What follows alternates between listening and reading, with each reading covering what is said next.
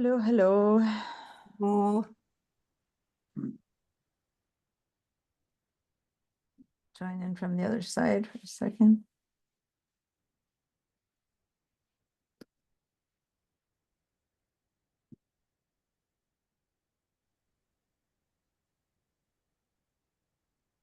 Hmm.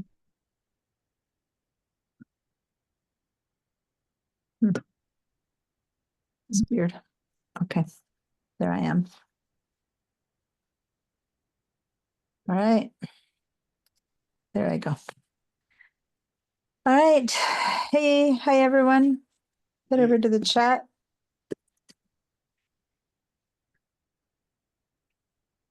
Thanks, Bob, for letting me know.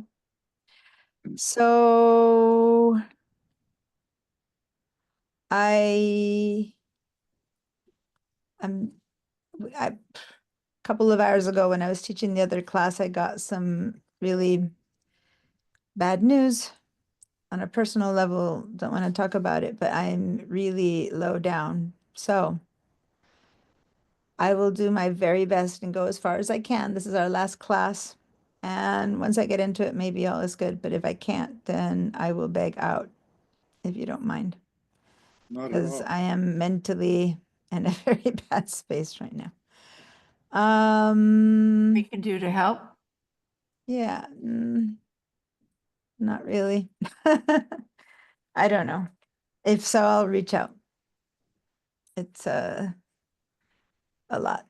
Anyway, and I know today is a lot for a lot of people for many different reasons.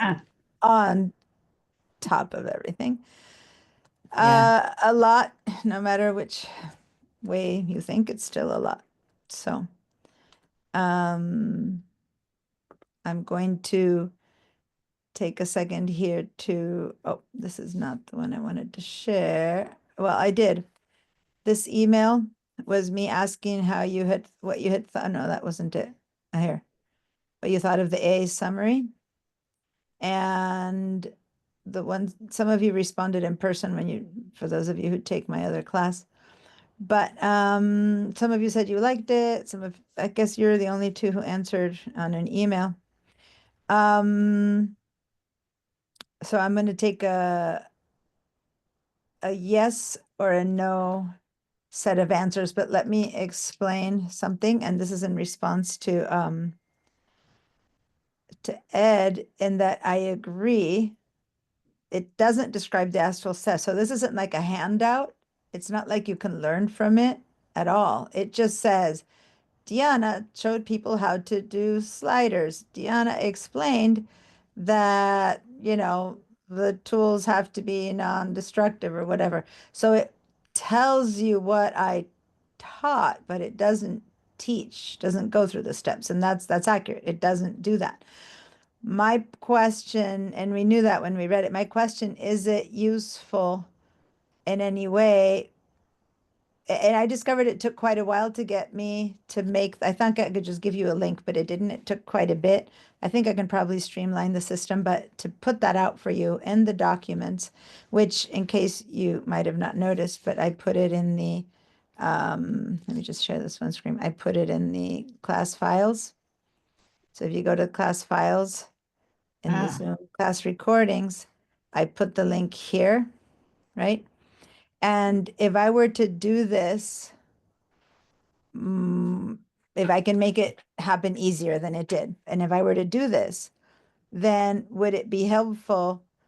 The thing I'm seeing that it might be helpful is that if you don't know what's in each class, you can click on this and go to the summary and go, oh, though that's what this one is, right? And it doesn't even show, the next step seems useless to me. And in the summary, it says all this time talking about things. I'm wondering if it's better to just have like the titles, if the titles are appropriate, or maybe leave it for someone who does want to sit and read. It is a lot. But it does at least give you an idea of what these links are, is what I'm saying. So if that seems useful enough, I can go through the process of doing it. But if it doesn't, then maybe what's the point?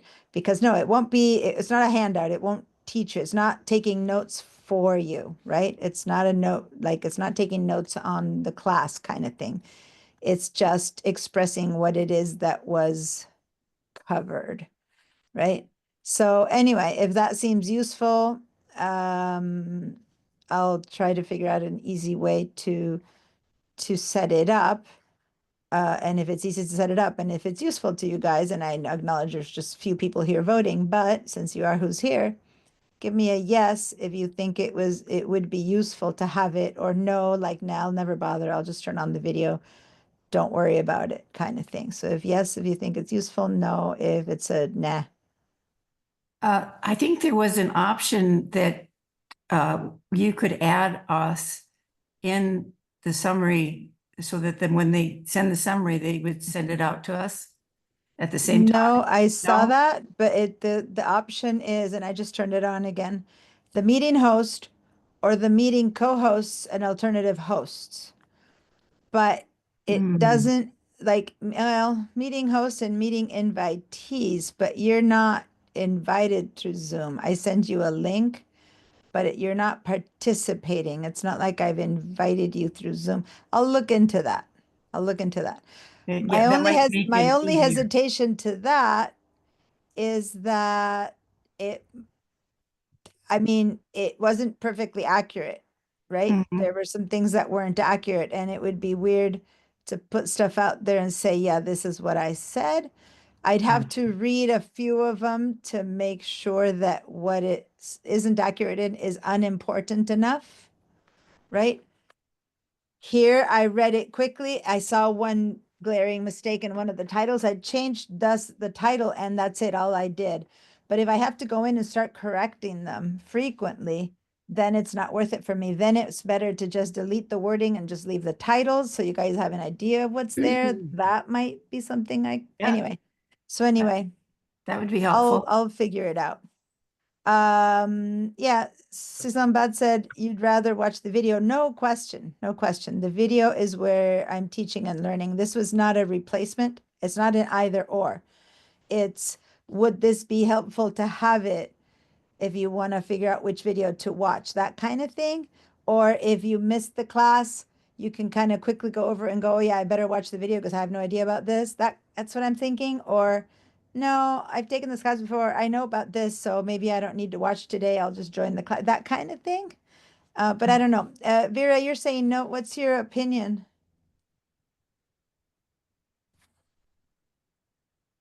Oh, you wrote, I think the titles are enough. Nothing replaces the video of the class. Yeah, no, I've discard the thought of replacing the video. That was not at all an issue or a question. The video is the class that you need to attend. If you missed it, you need to learn what I taught. I think it But creates it's more work for you, Mhm. and then we feel like, oh, we have to read that too. It wasn't that helpful. If you're Oh, gonna do it, okay. um, Yeah. Yeah. I like your guys' feedback. I would never make it read that too. I would only make it if you missed the class, do you want to see what I talked about that day? But people who were in class don't need to watch that and don't read that at all. Although for people who were in the class and somehow really didn't get one of the concepts, you I could go rewatch a lot of them. you could go, yeah, so you could go to the summary and go, well, she talked about it kind of here, first quarter, right? But maybe you might even remember that. So I don't even know if that is mainly for people, I think, who missed the class, or if you want to review it a while later. So like you go back and, oh, I think she talked about masking. Was it the first or the second class? Maybe it was the third class. Gee, I don't know. So then you click on these things and look at the titles and go, oh, this is the one. So then you watch that video. You know what I mean?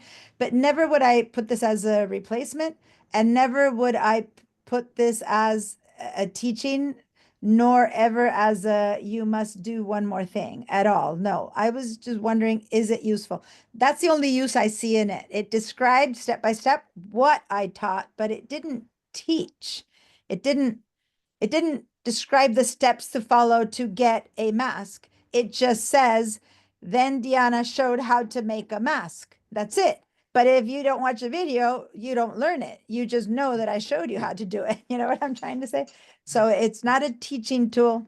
But unless it becomes easier for me to set it up, it might not be worth it. So I'm gonna work on it. It basically not a, I have some more digital design techniques and I have some more Illustrator classes to go through this class that I might keep testing it out on those if I find a better system. And if I don't, then I just won't do it, but since you guys are my guinea pigs, the first ones I tried it on, this was just a quick little, give me an idea of what you thought. But yeah, thanks for clarifying your concerns, because now I know that if I do start putting them in, I have to be very clear about saying you don't have to read these. You don't have to review them. It's supposed to be just a helpful guide. That's all. So yeah, but the way you ask the questions helps me notice how do I need to explain it. Okay. All right. So, cool. Let me head over to the Padlet where you guys have been Oh, putting okay, quit. Okay. I'm gonna mute you, Barb, because oh, there you go. You've muted yourself. Good, thank you. And now let me share this screen.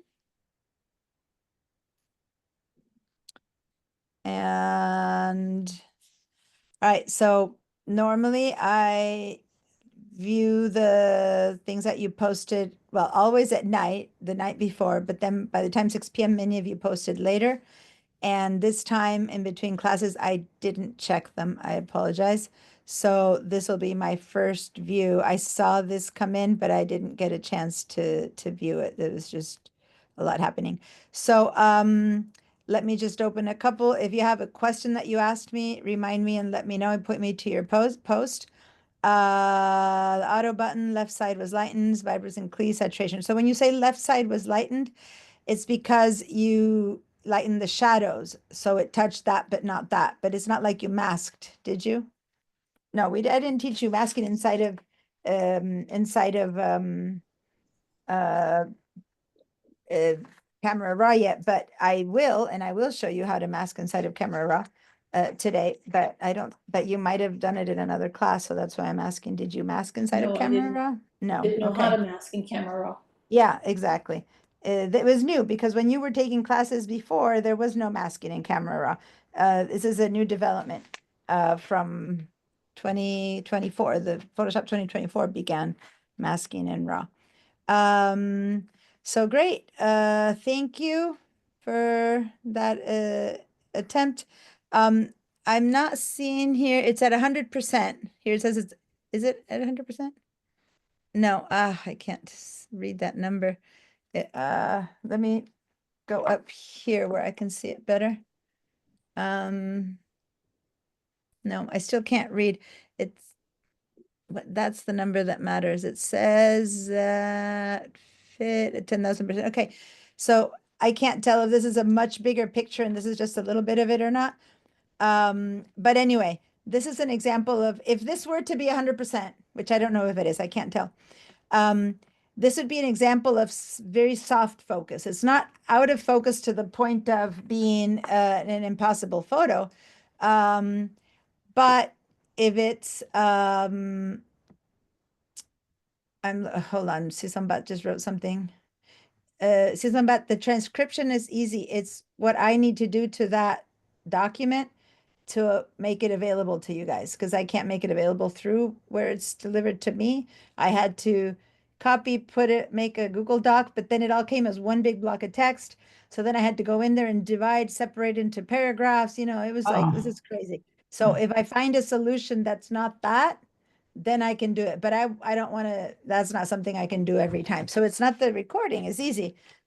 I press a button. It's me delivering it to you guys. And if I find a better way, if I can find a way for you guys to link straight to the one in Zoom, that would be great, or if those invitees are you guys and it's relatively accurate. Anyway, so yeah, definitely wanted to respond to your concern. So you comment there, but yeah. Okay. Back to Vera. Well, not back to Vera, back to everyone paying attention that this if this is a photo of your beloved, daughter or whatever, of course it's a perfect photo. Who cares? But of course, if this were a photo of like in the cover of a book or a magazine, it's very, very soft. But it's not so soft that you can't tell who it is. It's not really blurry, but it's soft. And there are tools now where you could get this to turn out sharp, something we couldn't have done before. And in fact, I believe one of the neural filters is for increasing sharpness. Brain doesn't remember right now which one of those might be.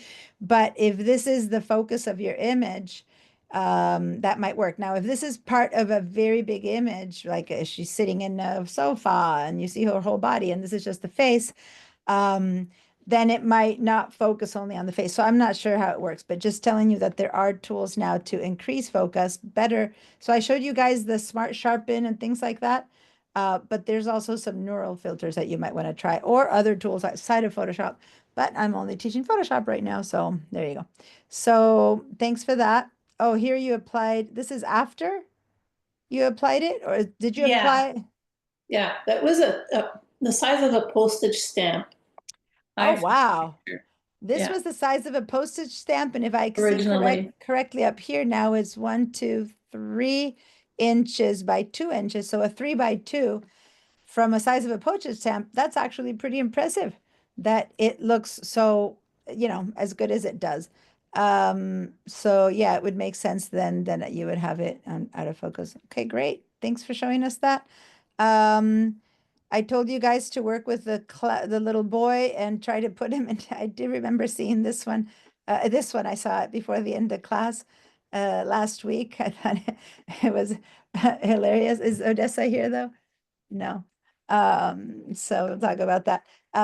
This is so completely not making it merge, not making it look. But I was looking over here and it's like the decision, the request, well, maybe Odessa will listen to this in the recording. The request here was just about creating a modern futuristic landscape with walking, cute, friendly family of giraffes. So she got exactly what she wanted in this layer, right? And this is the other layer just floating above it. What would be interesting to me is to see if there's a way to select the background of the baby and then ask for something to be inserted in there to make it look like the baby sitting on it. I don't know. I tried some other things, but I didn't try that one. So that would be cute. And then here I see the baby floating over. And again, the same idea. No, but this wasn't, this was you bringing, this is a photo we have. This is one of my photos with the baby on top. Okay. That was would be easy, which would that easy to climb that. Just a few little balloons and you get to the top. Okay. I've got this in the way. Sorry.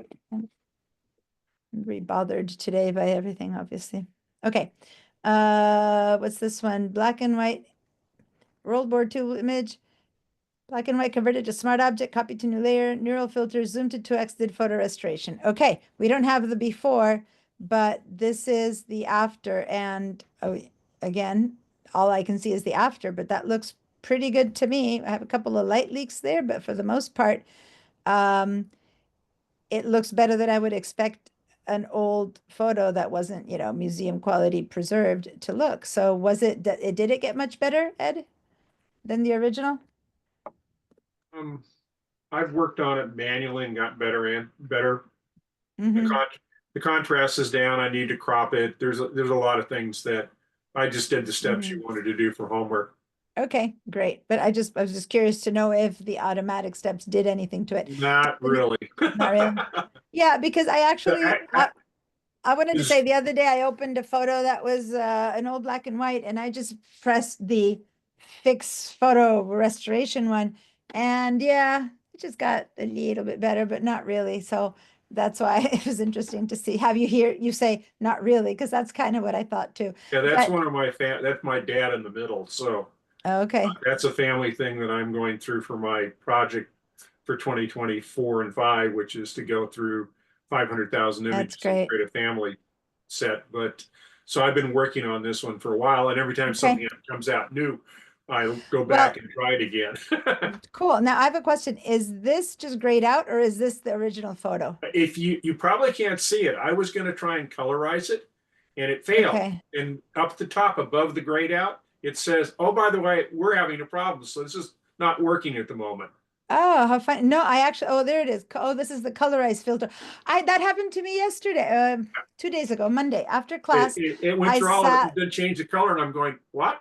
What? Yeah, after class, I stayed playing around with some stuff and I tried to colorize and I got that message. So yeah, these things aren't in your, okay, the neural filters, they are in your computer and they're not. They're still handled through the cloud. You know what I'm trying to say? So if something that they're doing is not making it work, you just, try again later kind of thing. If it never works, then maybe there's something wrong with that filter. Then it will But- disappear from neural filters. You'll go in one day and it won't be there. It won't be there. And then the one down here, photo restoration, is a beta version. And the beta versions, down here you can't see, but they ask you, was this what you wanted or something like that? Yes or no? And yeah, definitely you guys, when it's live, this one didn't even happen, but when it's live, you can say no. I think they have some follow-up questions and stuff like that. So yeah, it's up to us to tell them what did or didn't work. Bob? Oh, I just have an old photograph. No, it's not old actually. It was taken of me recently, and I was wondering if we could do anything with it. Like the background is really bright, and me in the front going through this Mhm. door is dark. Can you ever correct anything like that? Yeah, so someone in the front being very light and in the dark is exactly the kind of thing you correct with masks. Okay. I mean, ultimately, let me open up this. No, not this one, which is the one, this one. So even in RAW, right? This is kind of a little bit what Vera did in only a face, right? But the face was light and the side was dark. So you just move the shadows to one side, the lights to the other, and that without masking makes a big difference. But then if there's actually details that need to be worked on, I'm going to show you today some masking features. Do you want to share that photo with me so I can have a better of an answer? Just so you can see it. Yeah. Yeah, So just so I can see what you're yes. asking. Because somebody else- maybe once I right. see it, suddenly I'll go, oh no, that would actually be a complicated one, or that would be an easy one, right? So let's see. I think the first question on that would be real simple. Is it raw? If it's a JPEG, you're gonna have less capability of doing that, right? Lesser of a result, but the capability of doing it would still be fine. Oh, okay, I see. Yeah, I mean, here's the thing, and here's what matters. This photo, from what I can see in the whole transcription from Zoom to here to my computer, on the one hand, it looks very flat, right? It doesn't look like it has a ton of contrast, yet the outside is almost overexposed. It's you can see it well, but it's a bit light, right? It's over too much in there. And then the Saltillo tile actually looks fine, but then you're in that in-between space where you're in black. Now, if the image, like if this was the type of the negatives, if you could look through the negative, if you saw some detail in this area, that's still something you can pull out. If it had been completely black, like I have a feeling that down here you might have some spots that are completely black. Even if you make the lightens better, this will probably still just look black. You probably won't see that it has details like this side, But on your face, on your jacket, I seem to think that there's enough there that it could be fixed. It would, of course, be better if it were raw, because then for sure there'd be enough here to protect. That doesn't stop you from using the tools and doing your best to see, right? If there's anything there in the JPEG, the tool will work just as well, just the photo might not have that much latitude. You can definitely darken the outside and lighten the inside. It's You want to, also, it's very small. that I can't, Yeah, I mean, it says 100% and it's a very small picture. it does say 100%. Ultimately, you can still, and doing very small, the same work. It doesn't like, it doesn't stop you from making it work if it's very small, but yeah, keep going in. I want to see the jacket for a second, Okay, really close up. Keep zooming in, Command plus. And the question is, detail there. if you start moving the sliders, if there's any detail in, somehow my mouse isn't being, how funny, my Mousy? mouse isn't being, no, I'm moving my mouse around the image. Usually you can see it, right? For you to see what I'm pointing to, There but it is. it's, no, there. that's, nope, that's his. Oh, that's his, okay. Yeah, that's his. Anyway, so move it around that, see that area that seems very murky of your right side of your body, right? The Yeah. question will be, is there enough that the camera captured before the shutter, so to say, Yeah. closed to bring it out? And if you are in adjustments, just to do a quick little question here to see it, this isn't the right thing, but can you go and make an adjustment layer on this and make a levels adjustment layer? Go down to your layers at the very bottom, pick up those and do an adjustment layers. And I will walk you through one tiny little thing to see if it works. So yeah, click on that yes, okay, adjustment layer. and then Hmm. Okay. go up to levels, which is like the fifth one down or something. Right. Yeah, click on that. Okay. And now over here, right? Go Yeah. ahead and grab this middle thing right there and Yeah. drag it to your left. Okay, keep dragging. Yeah, it's very murky there. See how, I guess I see this bag now, and you know, I might see that there's a sleeve there, but when it got so murky, gray, muddy there, it Yeah. probably won't be able to be fixed very well. That said, we might be able to get some of your face. This was just a very abrupt attempt, but it might not be enough. If this were if this were a RAW, yeah, we could have gotten you. But by being a JPEG, I don't know that we can do that much. Now, that was extreme moving it that far, right? So give it a little double click to move it back to the middle, Okay, that little tiny triangle here. oh, yeah, Give it a little double click. Or just move it back to the middle.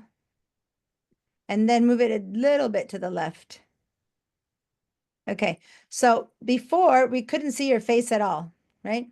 no, And now we can see your face. We can see that the bag is showing. We can see you have a sleeve. So it's not the best photo in the world to do that to it, but it is much better. Now, what if you do this, where you have a chance to mask it out, to darken the back, and to maybe, you know, give a bit more contrast and stuff to this, you might get a photo that if it's a moment you want to remember, it's not going to be a thing to put up in on the wall or exhibit, Oh. but it's a photo of a moment. Yeah, this could work better than what I just showed you is kind of like a rough approximate to see if there's anything there. And yeah, and the Camera Raw tool might do a better job of that.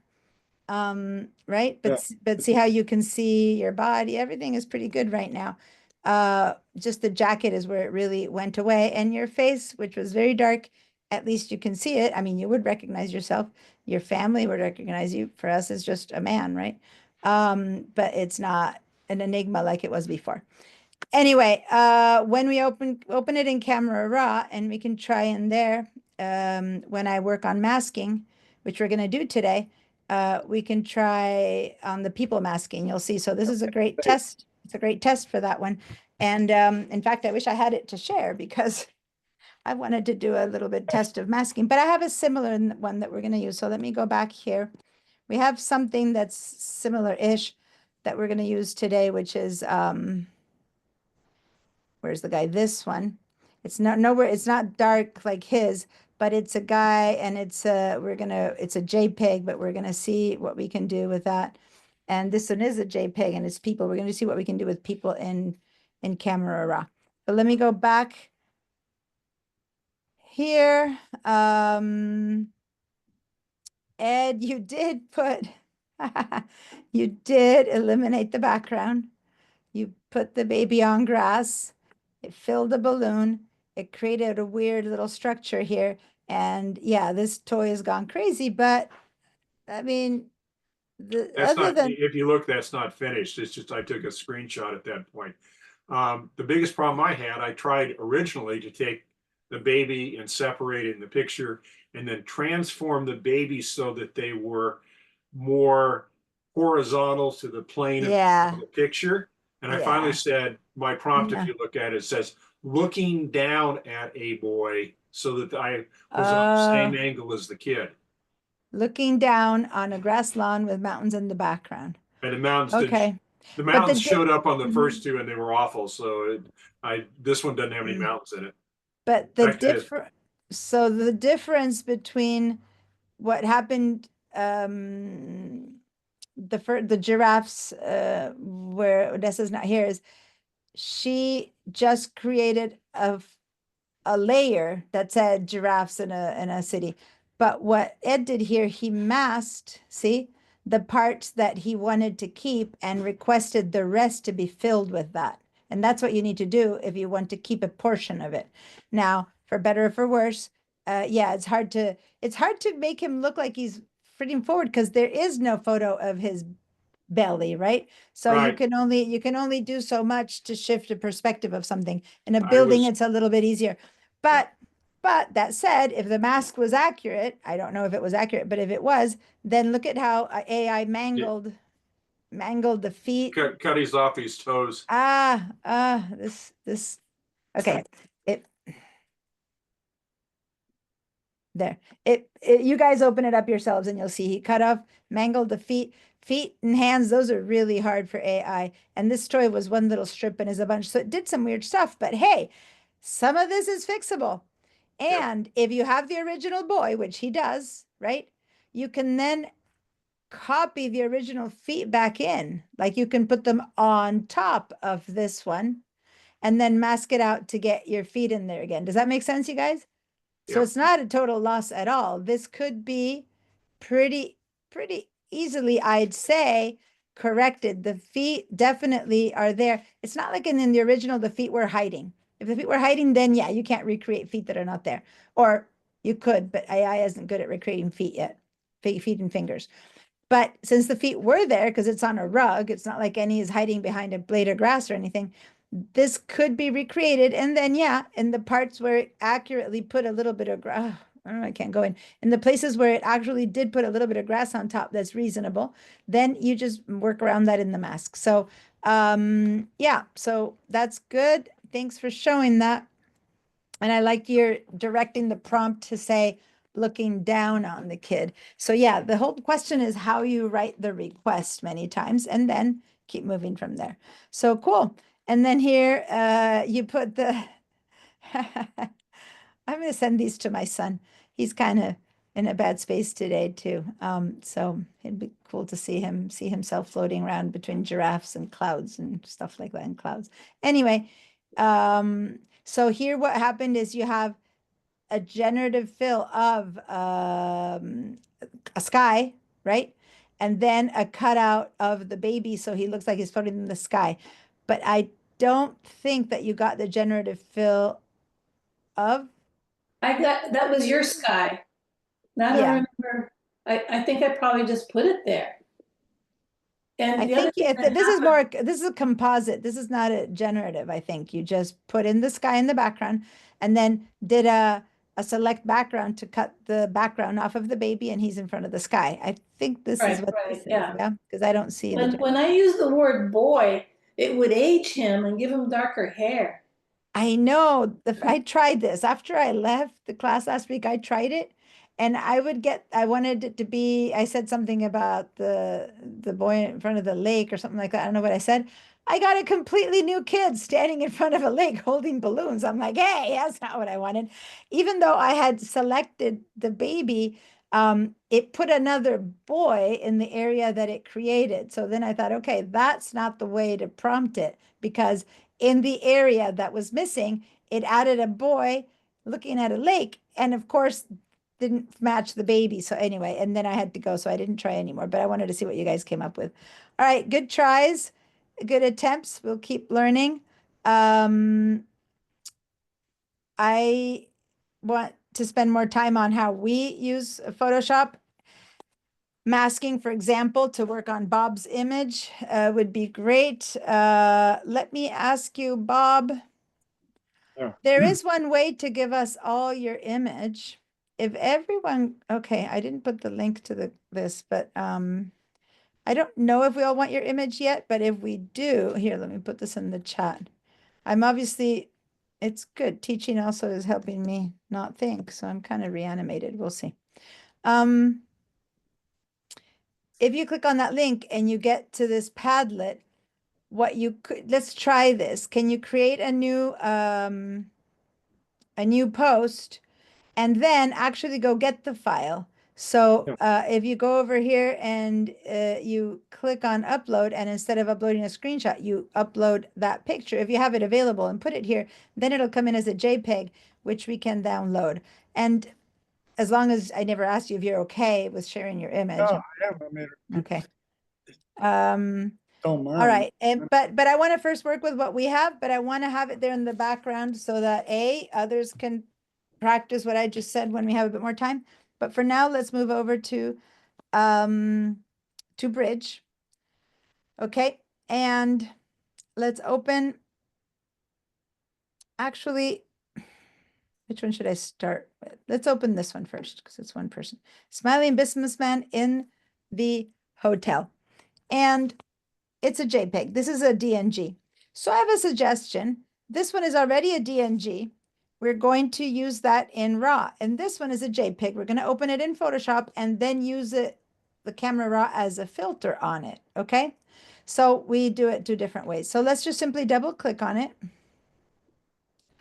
I forgot to check on the resolution and stuff. It says very high resolution, 6,000 by 4,000, 6 megabytes, 300 PPI, PPI, sorry.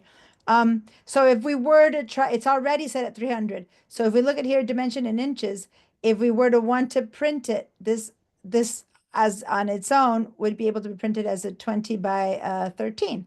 So that's pretty big. Of course, cameras can take bigger, but for something downloaded from a free site of photos, which is what I did, that's not bad. So that said, this photo was already retouched. I have a feeling this photo was correct, right? Like someone just shot that and it looked correct. And then they made all this haze and effect as an effect that could look cool and cute and whatever that photographer thought they needed for that article or that whatever. Or that looks but- like a stock shot. It is a stock shot. It's from Pexels or one of those places I downloaded. So what I'm saying is when you download from those places, they're sending you a photo that they have fixed and corrected. Now, in this case, the correction for this photo clearly was to make it low contrast, hazy. Who knows what the article it was used for came. But what we're going to try to do is recover it a little bit. And we're going to do that, and we're going to see what the effect of masking is in Camera Raw. So who remembers how to get Camera Raw from inside of Photoshop? Inside the filter. First, go to Filter and Convert for Smart Filters. First thing we need to do, because we definitely want to keep it being non-destructive. We want to keep it editable. I have to remember that. Always, that's the step 1, yeah. Edible smart. And by the way, today we're going to work on retouching. I'm not going to spend the whole time in this, but I just wanted to show you masking in Camera Raw that I didn't show you the other day. And if all goes well, we're going to move into some retouching. And then, okay, and then we go to Filter and do Camera Raw Filter. But don't forget to first convert it, okay? Then we can do Camera Raw Filter. Okay. If you are here and it worked, like you got it, let me know. If you're not sure how to get here, Barbara, whoever it is, let me know. I went and I clicked on filter and Under Filter, filter and I clicked on convert for smart filters. yeah. But I don't have what you have on the right side of my photo. Okay, so first I converted for smart filters. Let me reshare my screen. Hold on. I had to stop I it think and I'd redo never it. done it Great. before. Another reason I don't want to spend too much time here is because camera's freezing on me. So first you convert it for smart filters. That's good step. Now you go back to filter and now choose the camera raw filter. So Diana, Yep. when you are in Oh, Bridge, thank you. you can do a right click and open in Camera Raw, and it will take you right to Camera Raw with straight. And then when you exit as an object, you have a smart object. What? We practiced the other day. Yeah, we practiced the other day how to do it that way, how to do it. We practiced 3 different ways to do it, remember? Okay, right. So what we're trying to do right now is just do it from inside of Photoshop. So I'm just kind of giving you all options of how to, the Camera Raw can be reached in so many different ways. If I wanted to first do Camera Raw and come in, but imagine I've already been working on this photo and suddenly I go, you know what, let me do Camera Raw for a portion. Then you're here already.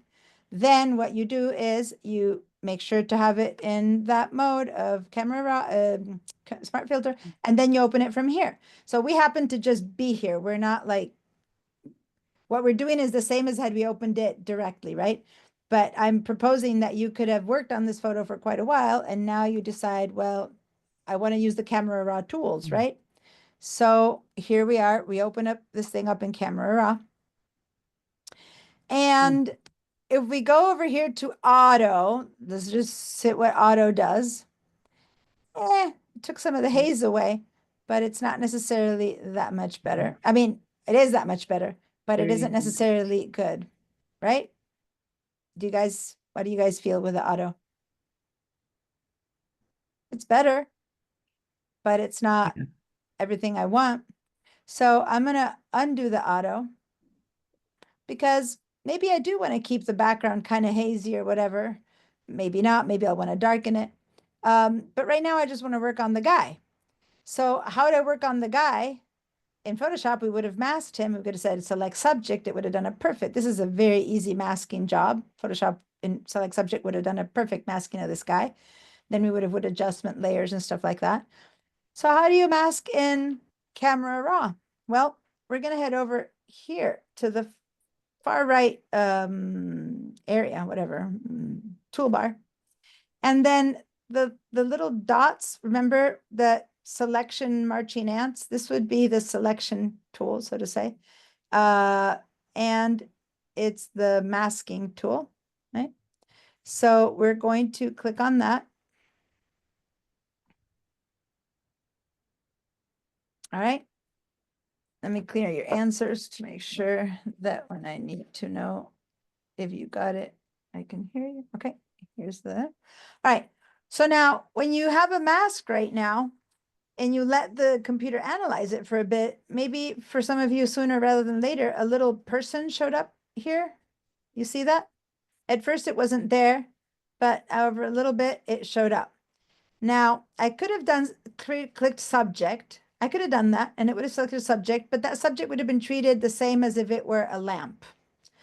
But by finding people right there, now the computer does understand this as people, and the possible corrections would be more appropriate to corrections you would do on like skin or something like that. Anyway, so if the people hadn't shown up, if it was a complicated image that it couldn't distinguish it, you could have still done subject. What you can't do here is select him yourself. But you could have used the object selection tool where you could have made a little box around him and then the computer would have figured it out. We had that one in Photoshop too. We did a couple of these, right? The only option you don't have here is that final option in Photoshop where you can go in and really intricately make sure that you get every part that you want. In a situation like this is such an easy one that why bother? Let the computer do it because they'll do a much better job. Yes, Barbara? You're muted. When I take my cursor over that little round face, the guy gets red. He turns into a totally white shadow. I don't see him, just a white shadow. For what you, did I do? No, it's okay. See what I do? It turns him into a red. Yeah, I know. Mask. So you must have the colors of your mask settings changed. It doesn't matter as long as it does select him in a way or another. before I click on this, I want to analyze the selection. Just by looking at the color, does it I look good? can't see him He at all. just It's go- just yeah. a white shadow of him. So I'd have to see maybe to right click, where would you change the color of that shadow? The gear, There's- where? the gear at the top. The gear, thank you. Okay. Go to the gears, color theme, performance technology, Yeah. I thought that's where it was. color theme. Huh. Not now, but maybe that is one of the defaults When- of when this you- one when- being When different than the when regular. you actually create a mask, it Yeah. will show, it will show up as a choice in the mask. too. Yeah, yeah, exactly. So I'm gonna stop for a minute. I was just looking at it because I was trying to first have people analyze the mask. So let me stop because now it went gray. I wanted you, before you actually click on it, to make the mask, right? Which is, I want you to analyze the mask and look at it. And you were saying it was white, that's why I stopped. But just hang in there then and let other people comment. Is this mask on the guy really good? No, No, What's wrong with it? picking got up the too much- linen on the bed. yeah, Yeah, when I let go of my mouse, it's over here. It's hard to tell to point to, but pay attention that it also included the whatever comforter cover. Okay, the bed comforter cover. But other than that, it's pretty good. And I we fixed can. it. Okay, what did you do for us to know? Okay, what I did was, what did I do? Did you just click on it and then change it? I clicked You know on what? up towards the top, and then where there's a check in show overlay auto. Yeah, so then what you did is you clicked. Okay, everyone, let's click on the person one because that's where she's at. Click on person one.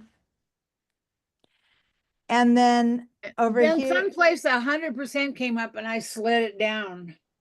yeah, oh, it's not coming up for me though. I thought it would come up, the It choices happens- for It mask. happens after you make the mask. Okay, so first we need to make the mask. Okay, so notice that since this is an entire person, if I hover over each one of these, see how it goes facial skin? If you look and you see red only on his face, but his face, but not the lips. Lips are down there.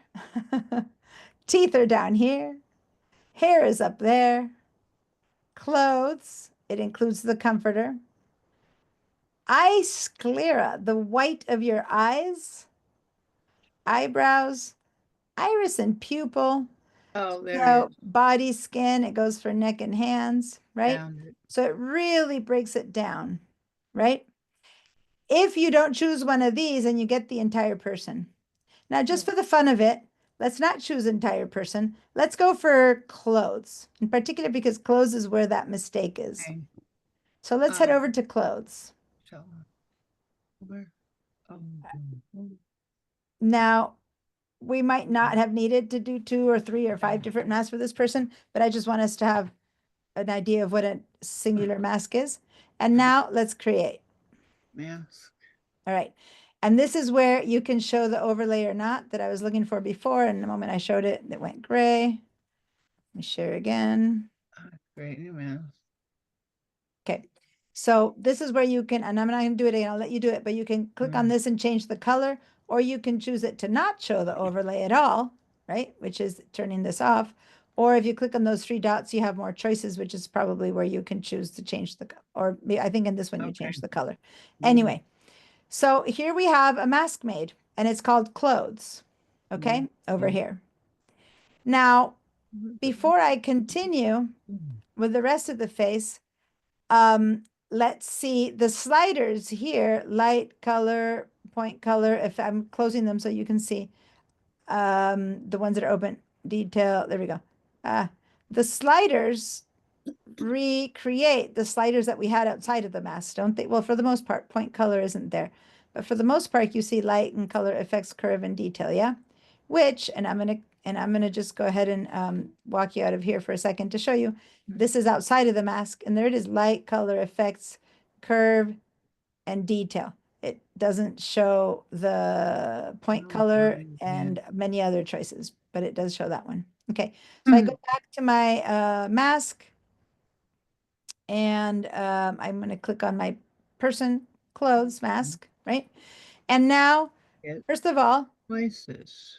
I could choose a preset, but No, I'm sorry, it Choice. goes gray and it drives me crazy. Object view. That was to change its you know, how much of that mask you want. There's nothing there. Let's go to light. And yeah, it's hard to see if it's dark or light, but the moment you start moving this, the red will disappear. But if the red bugs you, you can just turn it off.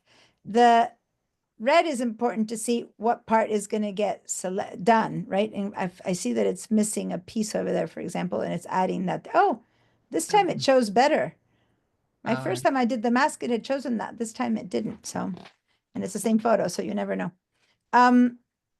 But the moment I start moving right or left in exposure, that red overlay, right, lets me see it, right? And then when I let go, it comes back. So just for you to know what you're talking about, it's good to see it. But after that, you can just turn it off and just watch, and then you'll see what's being changed. Does that make sense? So I'm going to double click to have it go into the middle. I'm going to turn off the show overlay. And now I'm going to increase the contrast where we're going to make his suit darker, and because it's the dark stuff, and the shirt lighter, because when you increase contrast, the lights go lighter, the darks go darker. Now, I have to be careful with one thing, because the white of this shirt lapel there is already clipping. See that? There's a clipped area. So by increasing the contrast, I'm going to increase that clipping area. But if I still think I need it, and if I do, then I'm going to put it back into the middle and try if I can work just on the shadows, blacks, whites. So I'm going to hit over the shadows here, and I'm going to just darken the shadows a little bit. And I'm going to darken the whites, the blacks a little bit. And that leaves the whites without going too crazy over there. And if I think it's white enough, that's fine. If not, if I want to work with the whites, I can. But I have a feeling that it's better. Highlights touches that area. How about whites? Yeah, whites is good for giving in contrast, because look, the highlights is only moving the shirt lapel, see? But very little on the suit. Whites, on the other hand, is lightening the light areas of the suit, which is helping it, giving it contrast, because contrast means darken the darks and lighten the lights. By darkening the darks only, we were adding a bit of contrast, but to really add contrast, we need to lighten the lights, and then we get some contrast. Then maybe we can bring down the highlights. Look at my shirt, you guys there.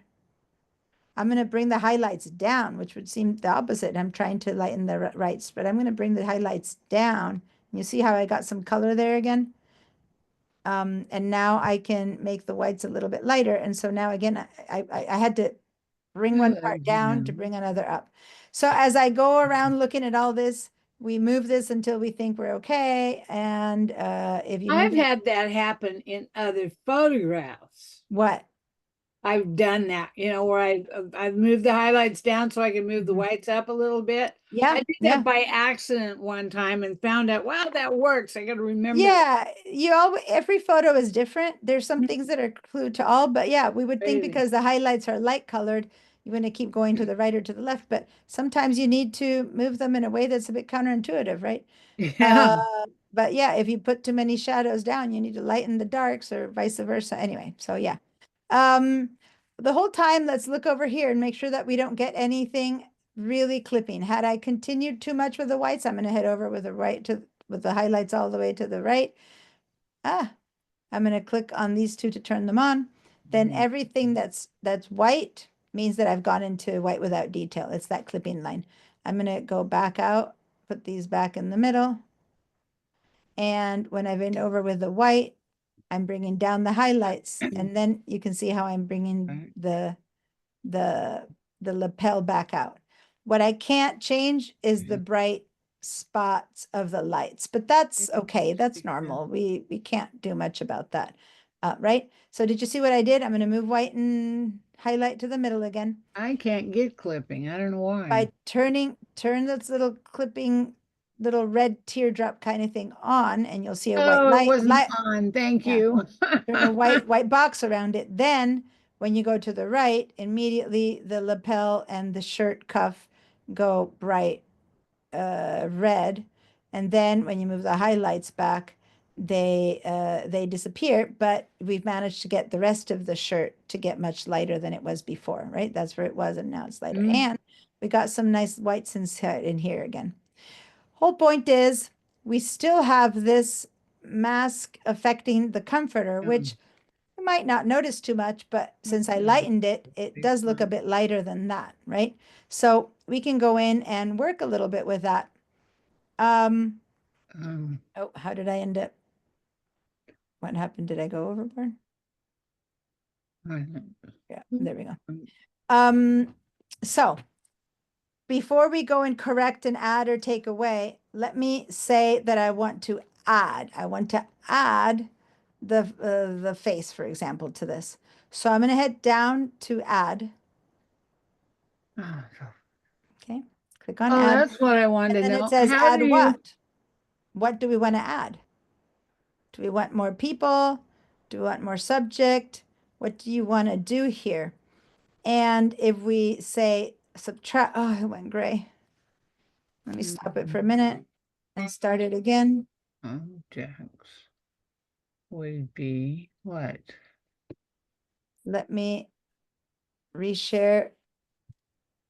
There we go. So if we add to the selection, we can different choices so we can add to, or I'm going to click away to get this. Oh, when I did that again, or I can hit the subtract.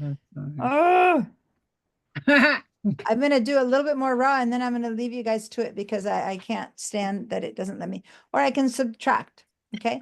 So I can hit subtract, and this had been selected, right?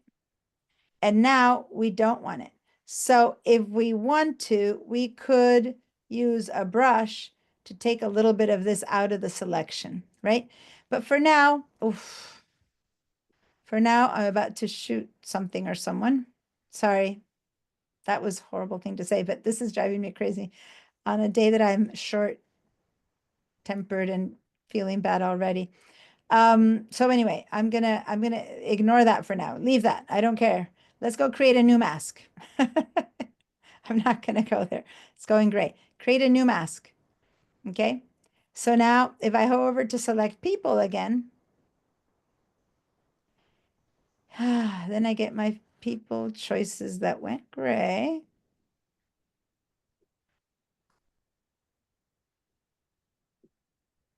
Okay.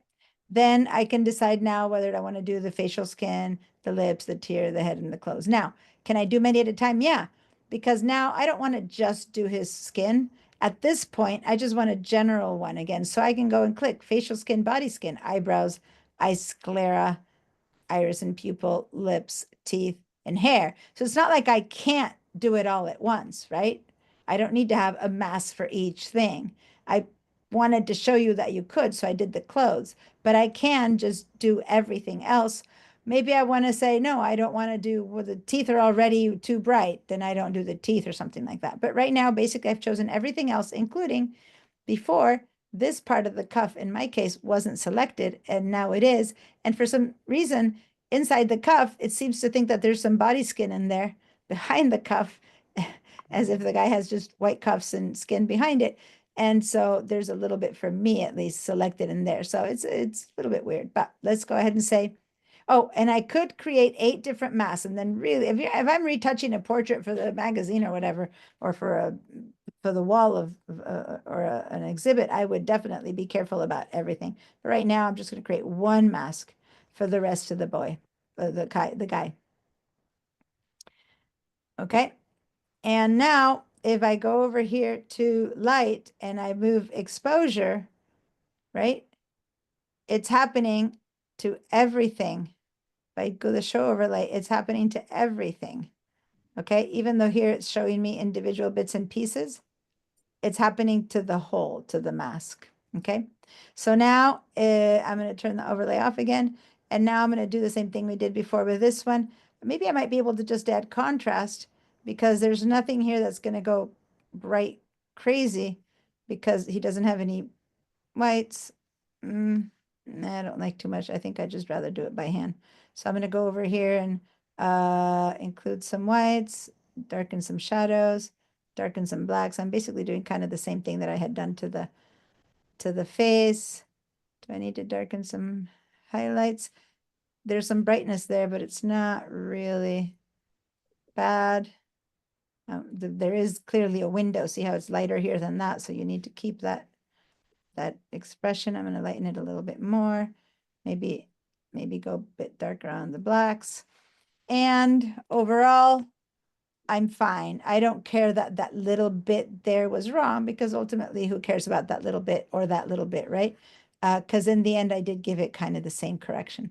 Now, say that I did want to have suddenly his, I don't know, his lips change. I can select just the lips over here, and then I'm going to lighten. Nope. I should be able to.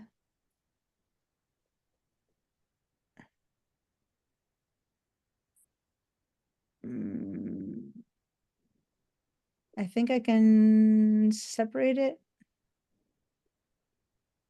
I'm not exactly sure. Oh, it went gray. How I can separate it from there. And my brain isn't working too well right now. I wanted to be able to separate it if I did want to work on only this. You have to work on the 3 dots. They give you. Yeah, but it says invert, intersect, and I don't want to intersect it. Maybe if I duplicate it, but if I duplicate it, it duplicates it inside of it. So none of those choices seem to be it. Oh, I'm not sharing. It doesn't seem to me that any of these choices inside of the lips are to work separately with just the lips. And I know I did it, but I can't remember how I did it. And I'm going to stop because I'm going to really, really go crazy with this thing going yellow, gray. I give up. Okay. Let's say okay to that one. You guys keep playing around with it, play with the in-betweens. I am going to show you only, I'm going to go back to Bridge and show you, I'm going to double click on this one to show you one more inside of Raw. This time I went straight to Raw. And in Raw, my warning clippies were already on. And it can be very distracting when you can't do anything about it. Because right now we can't do anything about it. Later in Photoshop, we could put in a new sky. But in here, we can't do anything about it because there's zero detail. Like we can't darken that and turn it into blue, okay? And if you put a fake blue on it, it's fake blue. But later, we could actually composite a sky behind it. So right now, I'm going to not turn this on because that is too intrusive.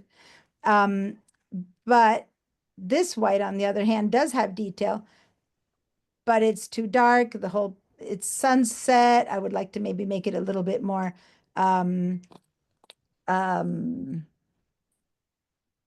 I would say yellow, add some yellow to make the whole scene.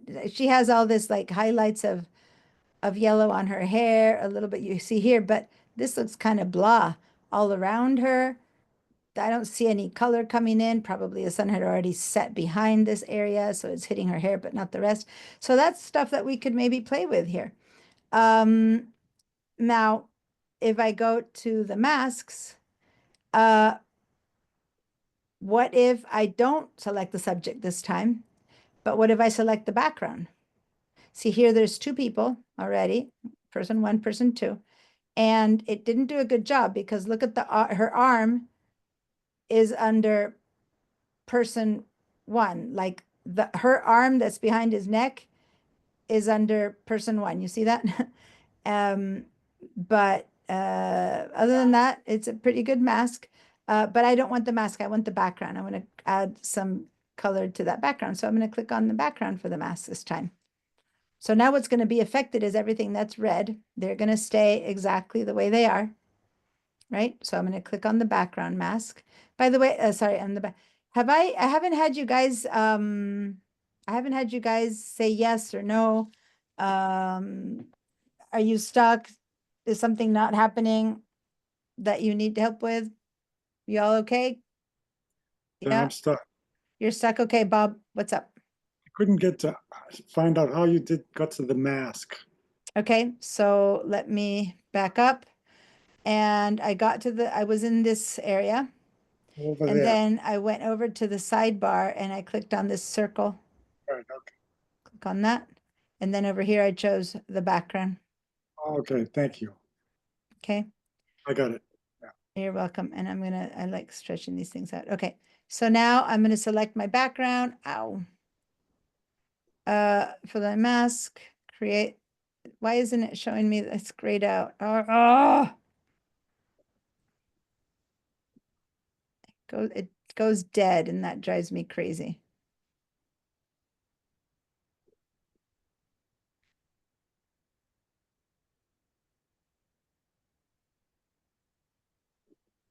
Okay, back up. All right, so now,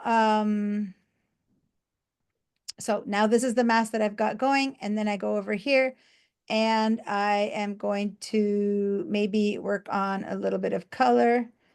Maybe I want to add a little bit of saturation. So here I'm going to the saturation and look at remember, we're not working on them. We're just working on the background now, which means only on the grass because the sky is a loss, right? So if I add a lot of saturation, see how it goes like, woo, neon, right? So I'm not going to do that. I'm going to just adjust a little bit.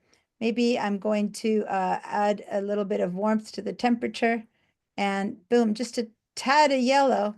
And now this begins to look like a sunset, doesn't it? Just a little bit here under color. I don't remember where it was. It was somewhere over here already. I just added a little bit more. Can you begin to see more of a sun hitting that area?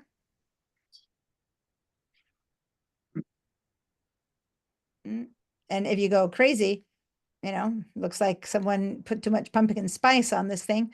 But if I want to make it look colder, winter, something like that. But anyway, you can work. You don't want to go too crazy on this.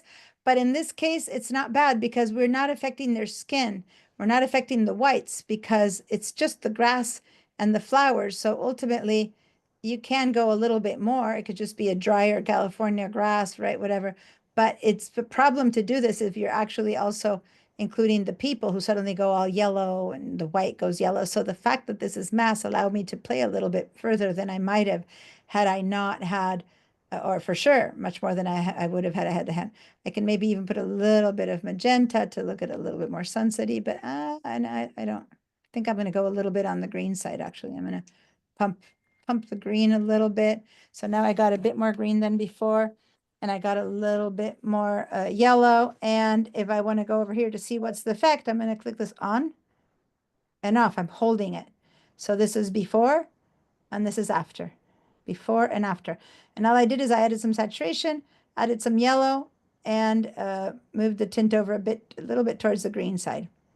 So I think that matches that sky much better, right?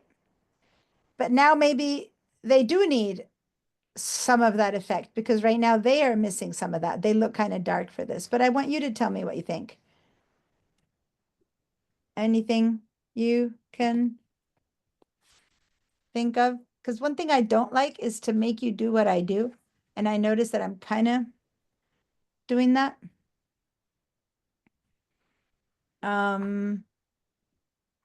Any comments? Any questions?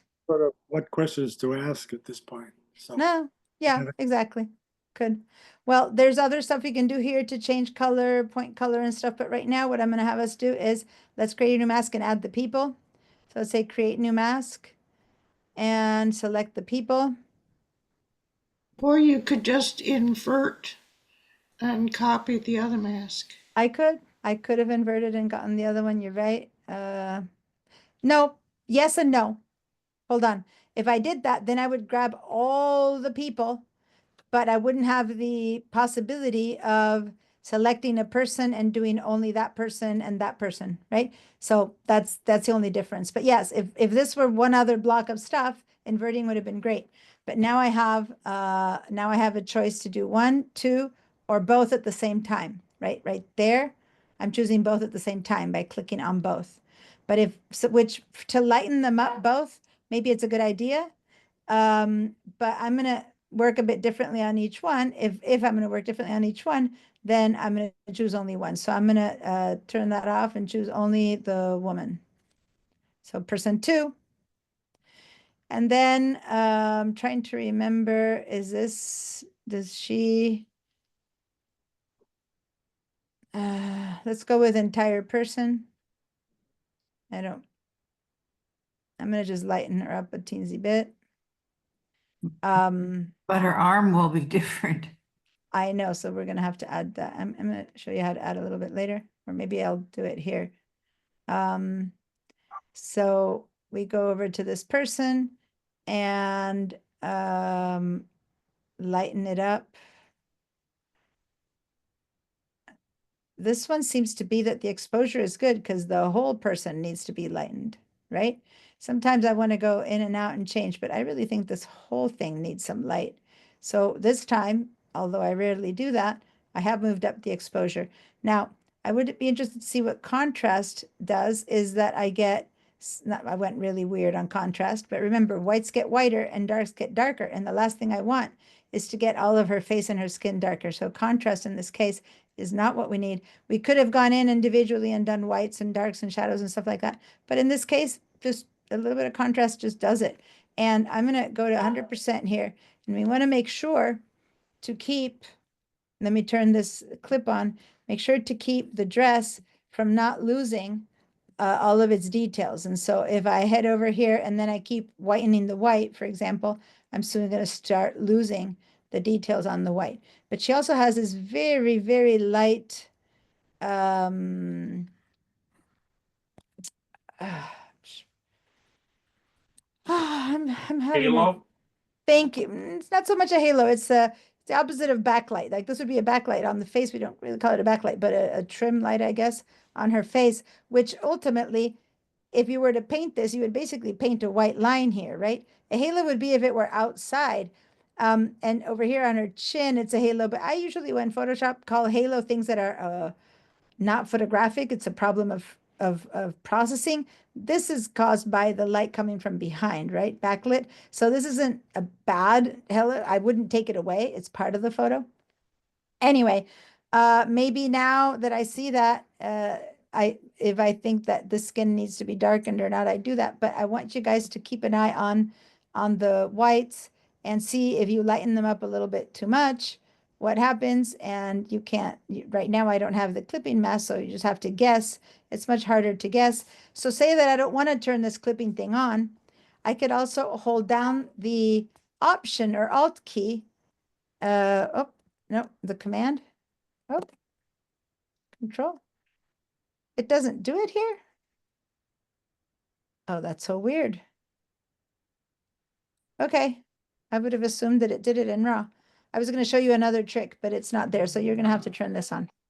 In Photoshop, when you do this and you work on hoping the option down, or in the other tools, in the editing tools there, you get to see the white. Anyway, so we're very, very close. The moment I begin to move the whites, they go crazy. And when I move the highlights up, I get a little bit lighter, but I can't see the whole face. So I'm going to go back for color. I'm going to go back to fit in screen. And there goes the gray again. So I'm showing you just some basic moves. We're not going into real details of all the possibilities that you have, right? But fit in screen. There you go. Maybe I'll move only to 200%. Why does it go gray? It's just unbelievable.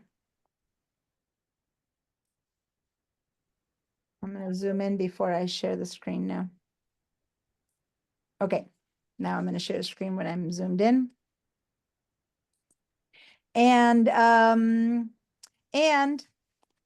then now you can see, yes, that her arm, the forearm is darker, but I'm about to lighten him. So before I go around messing with this mask, why don't I first consider lightening him, which now his arms looks so off, right? And his face looks so off and the arm looks so off in comparison to her. So let's go to create new mask, select people again. And it thinks a little bit and it goes gray on me. So I stop my share. I'm gonna laugh because if I don't laugh, I cry. And I go to person 1. And now I'm going to apply now to stuff. So I'm gonna just create. I guess I'm gonna just go with everything. And maybe all I need to do is the same, but not really. When I do the same exposure to him, he looks washed out. Actually, I don't like that. He needs more contrast. So let me do, nope, that didn't work. I'm gonna lighten him a little bit, but he definitely needs to darken some, she needs more contrast. So I'm gonna have to do some movements of blacks. I can't move the whites over because they go. I'm gonna use the highlights. And I'm gonna expose a little bit more for his face because he should be getting more of, well, he's probably in the shade. Is he in her shade? I don't know. But now I'm gonna turn this off to see that went too light because I made her different. I made his correction different than hers. So suddenly that certainly doesn't look to be part of this. It's like a mannequin or something, which tells me then that I should have added this hand to have it have the same correction that she had. Does that make sense? Mhm. So, oh God. Oh, it went gray again. Okay. So now I'm going to add her hand to the first mask. But I'm also going to have to take it away from the other mask because her arm is in the wrong place. So now mask 2 was her. This is mask 2. And I'm going to hover over this and you can see that it's her, right? So I'm going to add, because I want to add this arm to her mask, okay? So let's head over here and click on, I think I might need to check in with you guys.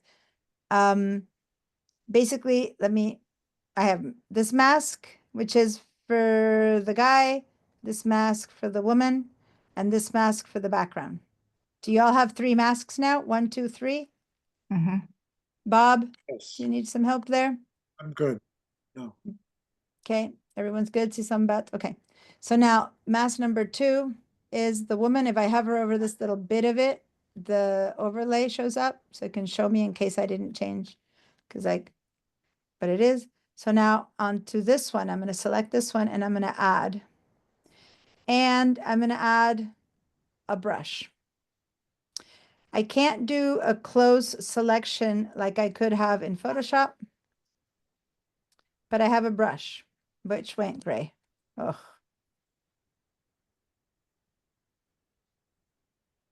Okay, so I have a brush and see my mouse? I'm putting it over back here so you can see that I have a brush. This brush can be made bigger or smaller, the same as we've always done, right? With the brackets that are next to the letter P. And I'm going to make it pretty small to see if I can and we're kind of lucky because we can't really affect that background too much because it's just going to be blown out anyway. But what I want to do is add a little bit of a brush here. So see how I kind of clicked only? I did an undo and I think the undo didn't work well here. I'm gonna have to add my brush again. There. So I'm gonna click over here. Oh, it went gray. Guys, I swear, this is the last thing I'm showing you guys in RAW because this is RAW. So I Diana? put in a brush. Yeah? Have you tried to see if you're in Lightroom, whether it does the same thing? No, I haven't, but I Because can't I mean, they're teach the same, Lightroom. same commands. Yeah, but I can't. Yeah, people here don't have that. Yeah, you're right. I guess I could show it inside of Lightroom, but it's okay. Let's just go. Once I'm here, once the brush is on, it doesn't gray out on me. So now I can change the size of that brush. Oh, why did that brush end up over there? I want it to affect only this area. So watch when maybe since this is so bright, you won't see it so much, but I'm gonna lighten. Ah.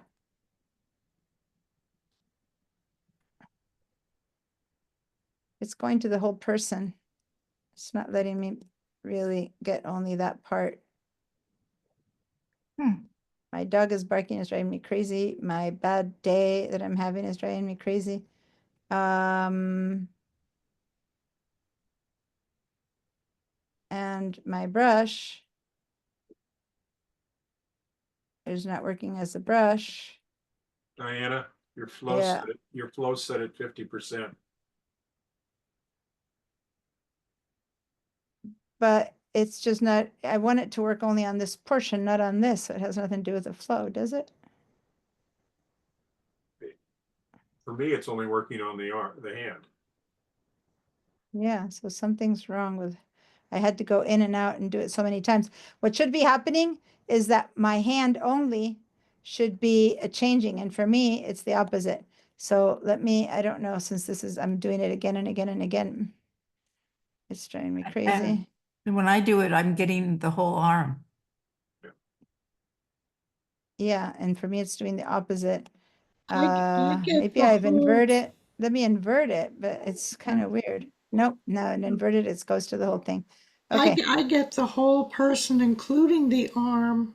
yeah, And when I and the and it flow went does dry. and the flow does matter, because when you were erasing, so you included the arm, you were only including half of it, really, because you were not completely adding that arm to that other mask.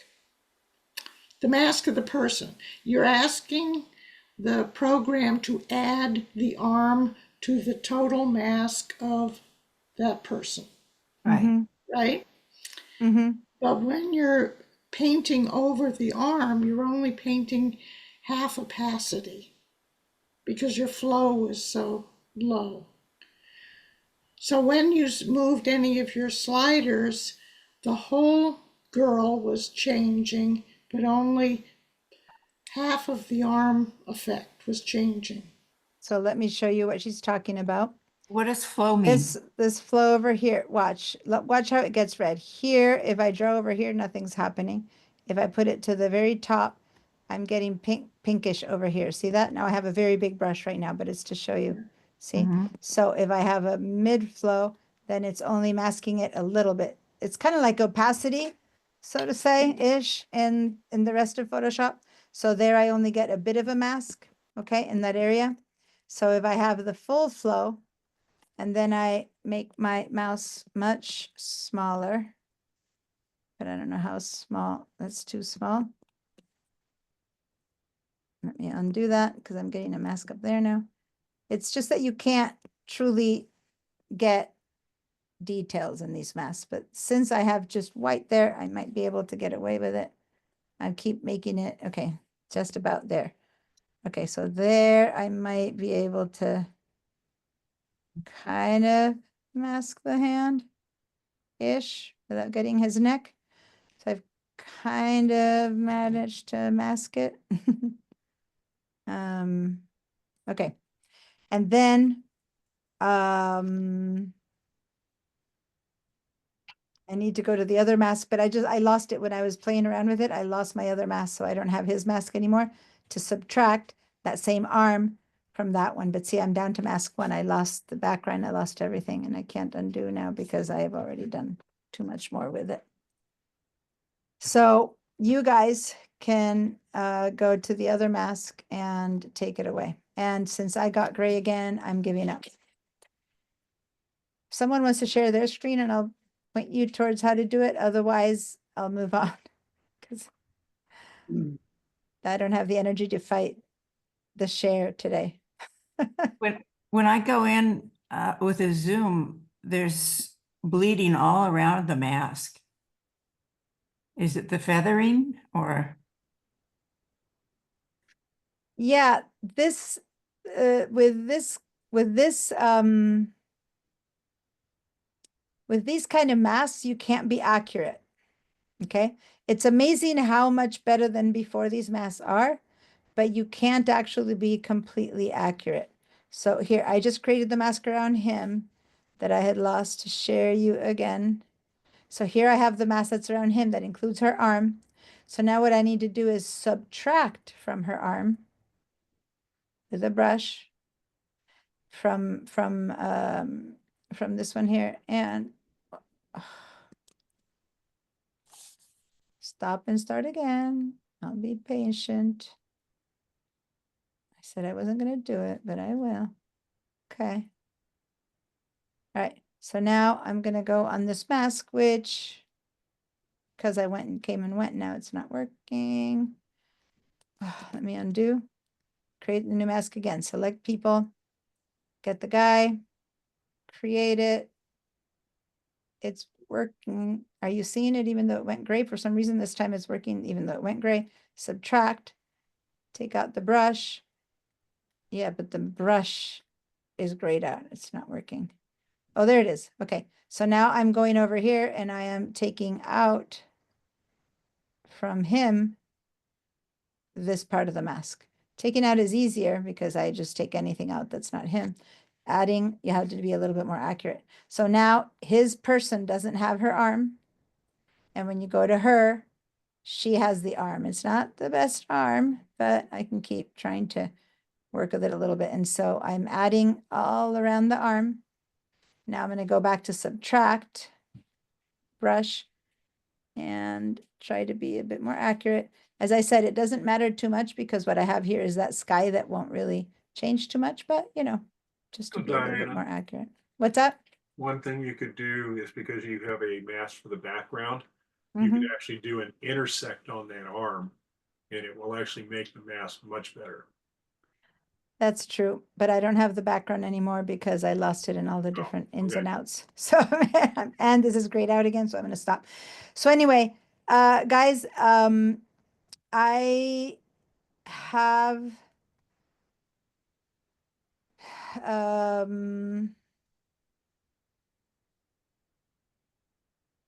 what time is it? 5:58. I have, Diana, yeah, you know we won't have any problems if you want to stop the class. Take care of no, I yourself know. and your family. Let me give you guys I'm gonna have to watch the video tomorrow. a little bit more. This would be break time-ish. 6 p.m. My alarm's about to ring. Let me, guys, let's say save to this. I want to Was there a mask on the thank you, sky by when the you way, opened Bob. it? No, Okay, thank you. no, but there was as this clip and was turned on, so the whole sky looked red. If you mean by a mask. So Okay. anyway, let's say done for now. And I didn't even change my people because I've been, I even lost my background and everything because I went back and forth, but let's say done. And let's head over to Bridge. And I just want to show you this. Hopefully you guys have a nice little orangey light. There's my alarm for a break. But the changes you just made should have been applied. I didn't, my changes went away. But what I'm trying to show you is over here, you have these little sliders that tell you that it's been edited in RAW. Now Oh, we yeah. know that this guy we edited in RAW, but we don't have the sliders. If I go to Photoshop and save it, well, it hasn't been saved. So this was the JPEG. So let's save it first. We left this guy open. I'm going to say save. And then since it's a layered file, you'll have to save it as a Photoshop file. And now I'm going to say save, same name. That would make it a PS, right? And now when I go when I go over here, yeah, it's a PSD. The PSD doesn't show me that there's been a raw tool being used. It's just a filter inside of Photoshop. It's just as effective, right? Can you find that in But- history when that does that? What in history? Oh, wait, you did to that photo. I double click and I'll see it. I'll open it up again and there I'll see what I did. And I can But- go back and open my camera raw filter.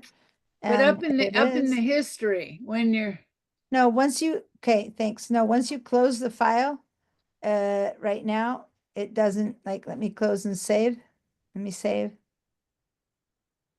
And open it up again. So if I now open this one up again, my history is gone. It opens empty. Is there a way to keep that save that history when you need to close something, you want to come back to it? Nope.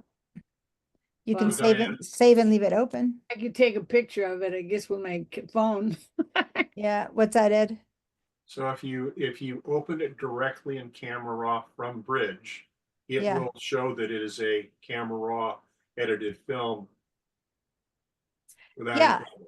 Yeah, as soon as whenever you open in raw, it shows as raw. But here I'm showing plan B. So this one we opened in raw, it shows me that it's in raw and it works well. This one we opened in Photoshop and we only applied Camera Raw as a filter. It has been applied, but is as a tool as much as it could have been an adjustment layer or any other filter inside of Photoshop.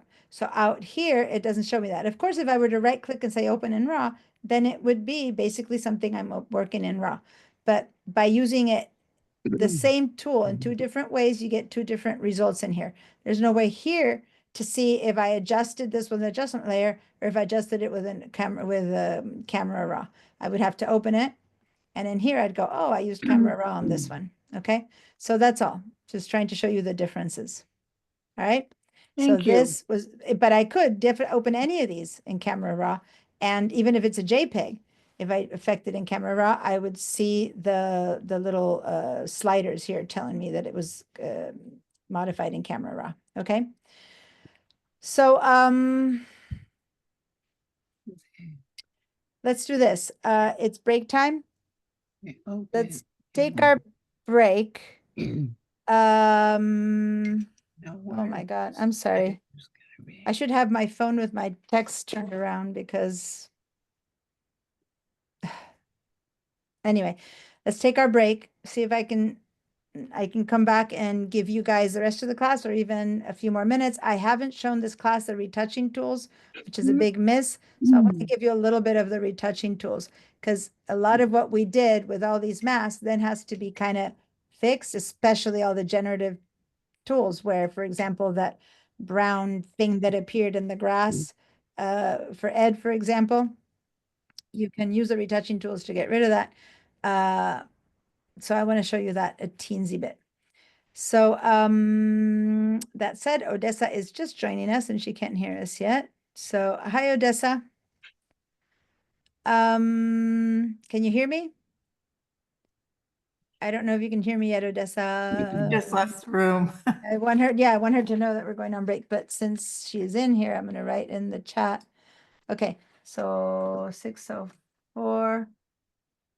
Here we 6:19. go. Be back at 6:19 PM. Did I put it in the right chat? Yeah. Okay, so let me just, Odessa, can you hear me? Nope. She usually joins the sound on her other phone. I'll hang in until she puts the sound on. Go off, you guys. I'll see you guys in 15. Odessa? Hello? Odessa? We're going on break. Okay? No, she can't hear me. She doesn't have sound on this computer. All right, I give up. I'm going on break. Bye. Oh, there she's jumped. There she's coming in. Okay. All right, Odessa, you can hear me now? Yes, I can. Right. I could tell that you didn't have your sound on. I was just telling you that you joined us right now. We're starting our break. People are on their Okay, break. perfect. I was just waiting you for your sound to come on. Thank you Okay, so so much. 15 minutes. I'll see you Okay, in a see you bit. there in 15. Yeah, bye. Okay, everybody run and hide when she leaves.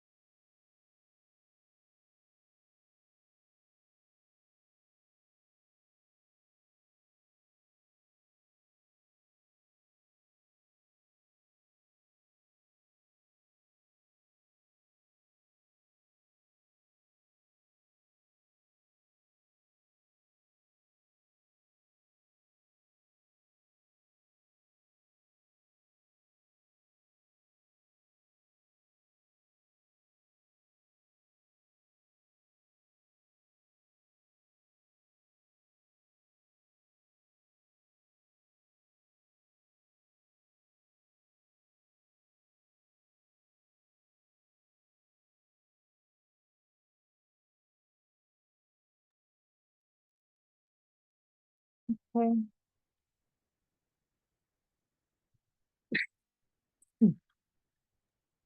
Bless you. Thank you. Wow, I haven't coughed in a while. That was weird. Okay. Okay, let's spend a little bit of time. I see some people aren't here anymore. Okay, yeah, Barbara messaged. I don't know. So for whoever's here, sorry. Who has reviewed with me retouching tools before? I have a feeling it's quite a few of you guys. Certainly not Susambat, certainly not Odessa. No, maybe you did a little, yeah. Vera. So just Susambat. Okay. So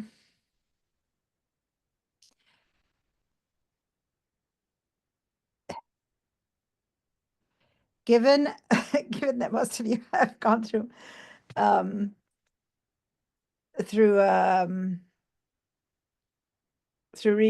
retouching tools, I wanted to combine a little bit of retouching tools with what we've been doing, but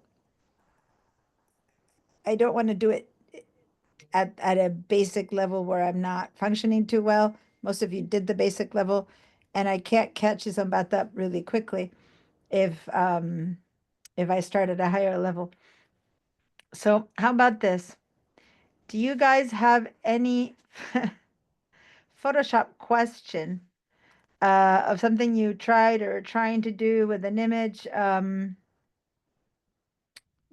don't know if Bob isn't here anymore, but he had posted an image. He put it up, but he couldn't stay. So it doesn't make much sense to work on that image. Does anybody have any thoughts, questions, things that you might want to know or ask? And if not, I'll see what part of the retouching we can do before I give way. Odessa, you were there for the morning class, right? Yes, Yeah, so you're aware that I'm not in the best of yes, mental spaces. Okay, absolutely. Rebecca? I have a picture of myself and my husband, and he's got really red in his face. How do I take that out? And you don't have red? Is it like just a localized red? Well, do you want me to share? Yeah, go ahead and share, because sometimes it's actually your skin, sometimes it's the light falling on you, and it might be a different kind of red. So can you just share a little bit? I Yeah. think it's both.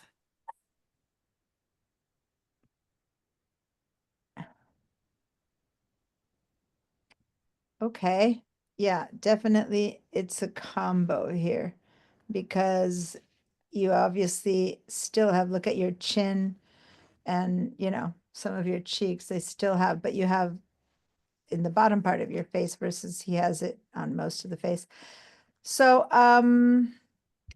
this would be something that you might want to work with more with in the channels. I'm not 100% sure if that's going to work, but let's do this. You have it in Camera Raw right now. Can you leave Camera Raw? Oh, you No. left share No. again because you had just that window going.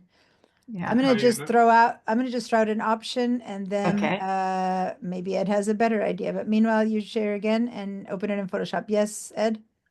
Point color in Camera That's Raw true. is a Point- great way to reduce the That red. is true. Point color is a really good tool.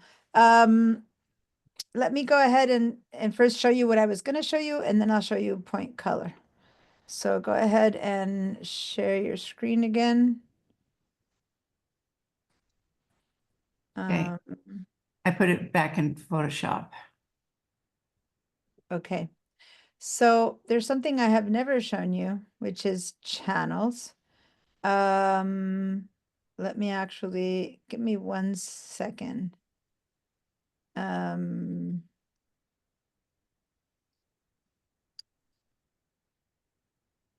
Sorry, I need to move this to, there we go, because I have you zoomed in and I couldn't see you. Okay, so if you notice behind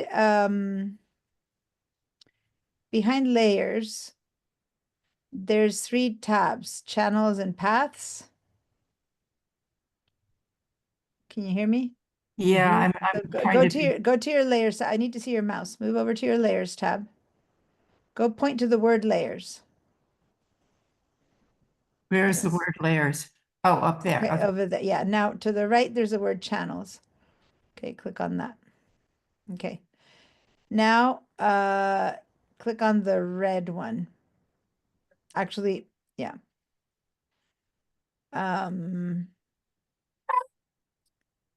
Let's give this a try. Hold down you have a Mac? Yeah. Hold down the command key and click 1 time on the little thumbnail of this channel. Okay, now go back to layers. And now go and make an adjustment. Wait. You need to go back to channels and get the color back. Sorry, go back to channels. Go back to channels. Yeah. And turn on the eyeball at the top for RGB. Good. Now go back to And turn off layers. the No, other. no, no, no, no, no, no, no, no, We've- no. we've Just, all we're marked- done. Yeah. Yeah. Now go back to layers.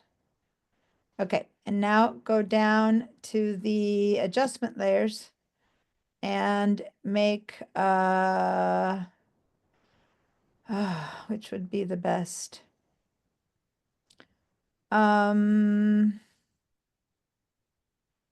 With I would have to test a few curves or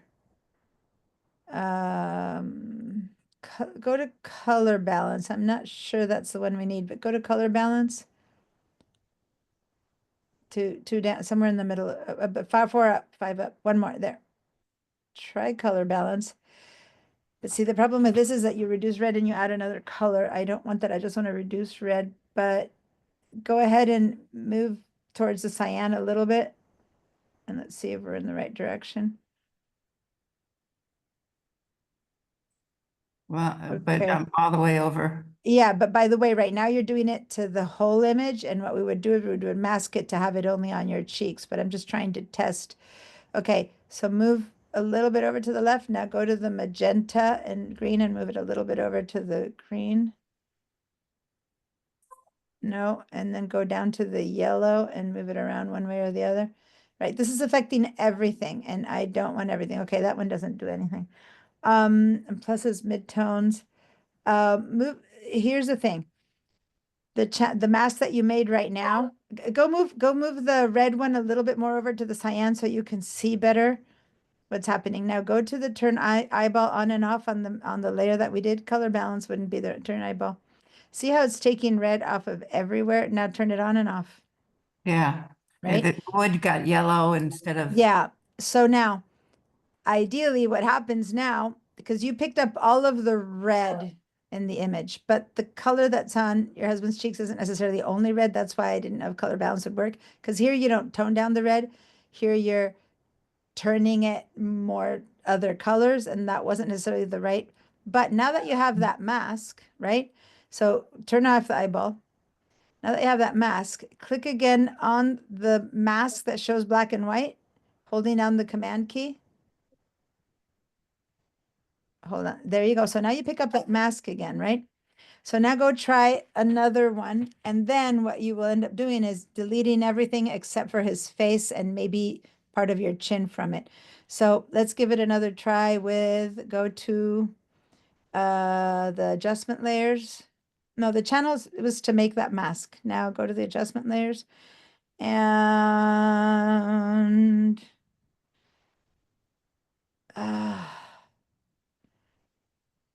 go to vibrance for a second, which isn't going to change the color, but it'll definitely tone it down. So go to vibrance and move it down to the left. A bit more. Okay. Now, go to the mask itself. Go even a bit less. Make it a bit, even just focus on his cheeks, okay? Okay. Now, go to the mask, and I just want to show you what I meant by going to the mask, and click on the mask now. Okay. Now, grab a brush, a big brush, just to show you what I'm doing, you guys. This effect took red, or the vibrancy of the red, off of the whole thing.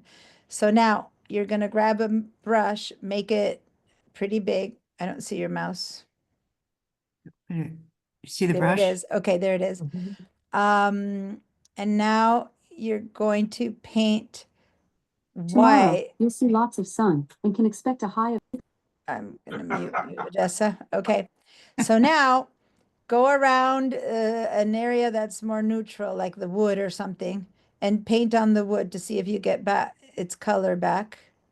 Maybe you need black. I'm sorry. I'm trying to look in there. Go with black ink. There we go. So There that's we go. getting the color back, right? Mhm. And then that's like full on, right? And so you can do that to the whole image except for his face. And then you go back to his face with a very small opacity. So anyway, do that to most of it, bring back everyone's face, and then go to the top where it says opacity. Bring it down to just like 10%. Go over your move your mouse up to the top. Mhm. Go to opacity. understand? Bring it down to like 10%. Okay. And now start, and you can do that to with the big percent, you can do it to the trees, to the lean, and all that. But with the 10%, begin to swipe over your face and his face, like not the, no, not that area. You want to keep that there. The parts that are not red of your face and his cheek, you want to bring back some color so it doesn't look dead. So, and it's 10% only. So you have to go many times to slowly begin to bring color back. You might want to make the brush a little bit tinier. Your cheeks, you don't want to make too red. Begin to bring the color back on his, no, you don't want your chin to be red. So don't cover the areas you don't want to be red, right? So Mhm. just like the center of his forehead, the center of your forehead, like bring back the things that were not red. And although it seems like he's still red, just do me a favor right now and go and turn the eyeball on and off of that you just did. That was the before. Wow. This is the after. So quite a bit better, right? Yeah. You still have to work on that mask to bring back what you want. So you want maybe a bit more of your forehead is still there. Your cheeks, like the top part of your cheeks, maybe you still need to bring back a little bit more, but your neck has gone kind of white. So play around with that a little bit. So that's not perfect, but that's one way. Another way would be through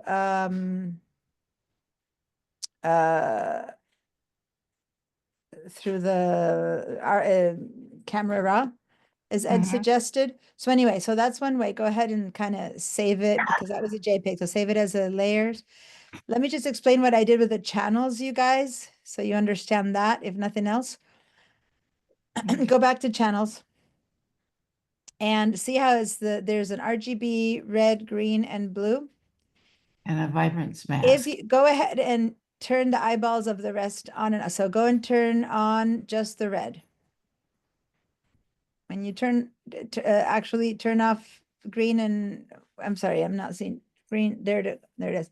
You don't want to see the RGB. Yeah, you want to turn off two. I want to see only one at a time. Only one at a time. So turn the rest. Yeah, there you go.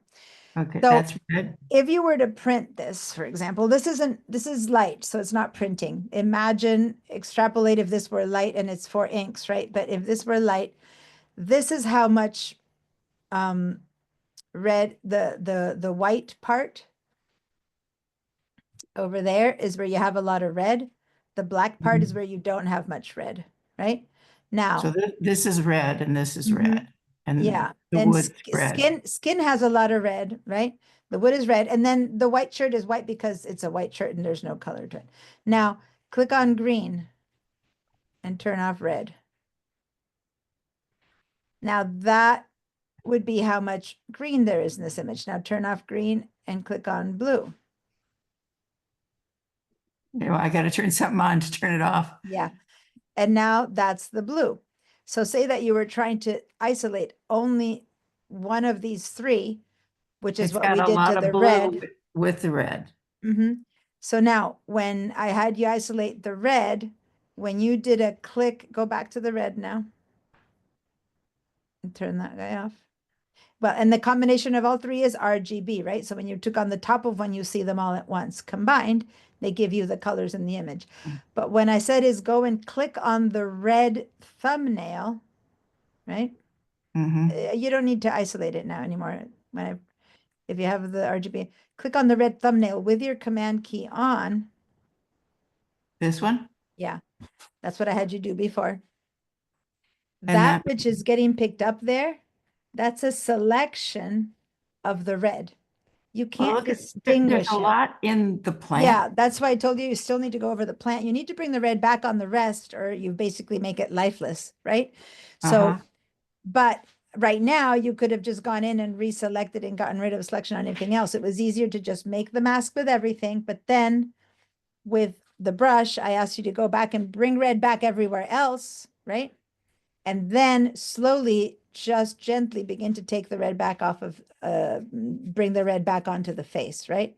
So first I had you take red off of everything. And really, we didn't change the color, we just desaturated it. And then had you go back with the brush and bring it in a little bit again. So this selection is not a selection you could have made other than through the channel. You can't just say, pick up all the parts of this that make red. It's not like a color. It's not like his vest is a color or something like that. It's just that portion of red, which in the combination of red, green, and blue gives the color pink skin, right? Or blue wood. So that's where you pick it up from the channels. Now, you want to save this as a layered file. You can play around with this a bit more. And then if you want to open it in Camera Raw again, we can show you another tool that there's in there.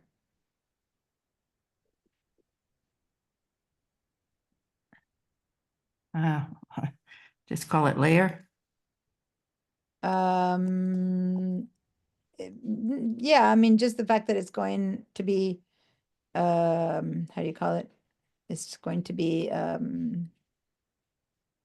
layered, it will not overwrite over the one that you have. Okay, and then if I want to go back to raw, I do the raw filter, or do I want? No, you go back to Bridge and you open it again, this time do a right click. And I don't think I have it in Bridge. oh, well, okay. So go to on I forgot this isn't a class file. But you had opened it in RAW before. Yeah, I Oh, put you it, used it as a filter. Okay, first of all, get rid of the selection. Command D or get rid of the selection. And then go back to layers and then put in make it a smart object. My brain isn't working. Make it a smart object. And then open it, camera filter. Is that what you had done before? no, I hadn't done anything before. But when you started sharing, you had it in Camera Raw. Yeah, because I thought, well, maybe that's where I can do. Yeah, yeah. So how did you open it in Camera Raw? If it's not in, you went through Bridge to find it, or? No, yeah, I tried that and it was like, well, the only way I could find it is if I put it on my desktop and then Okay, opened it from there. from there into Bridge? Yeah, I could open Or it from there, Photoshop sorry, into Raw? into Photoshop. But you had it in RAW. What I'm saying is, did you assign it to this inside of Photoshop? You now used RAW as a filter? Never don't- mind. Let's I use don't RAW as a remember. filter. Let's do that. Let's use RAW as a filter. Go ahead and go to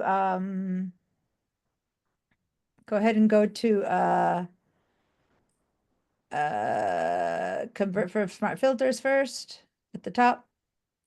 And then say okay, and then open Camera Raw. Oh, but the vibrance is the only thing that got smart. What's that? The smart filter is on the vibrance. It's not on the photo. Okay, so then undo that or ignore it, select the photo and convert that and select the thumbnails and convert that to camera. Convert that to smart filters.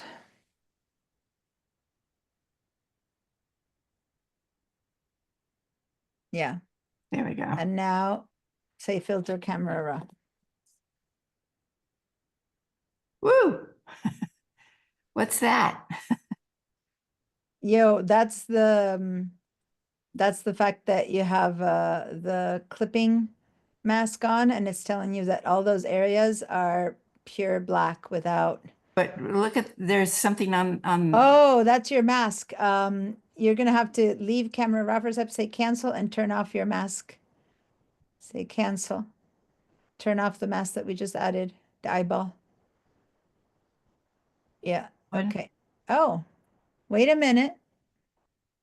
Looks like you painted in the it looks like you did some painting inside of the image Yeah, it does. instead of in the mask. So that's what that is. When did you do that? Let's see if you can backtrack. It wasn't there, so start going down now to see when. You can go 10 steps at a time kind of thing, and then make it bigger. At some point, that's still good. It's still good. Still good.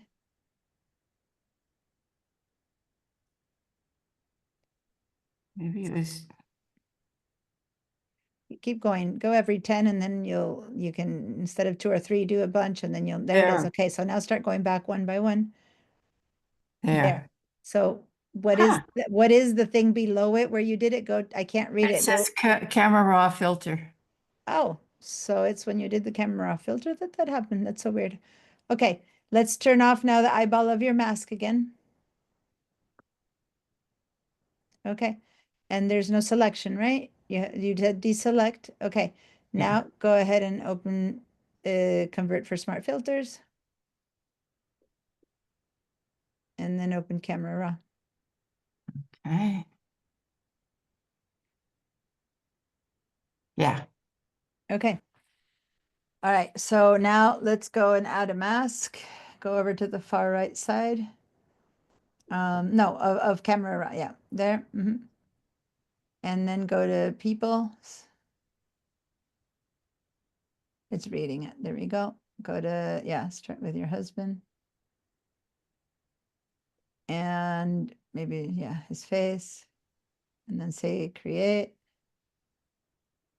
Okay. And now underneath you see that it says color, point color. By the way, you probably can desaturate some of his face anyway, but just go to point color. And you have a point eyedropper. Yeah. So click on that.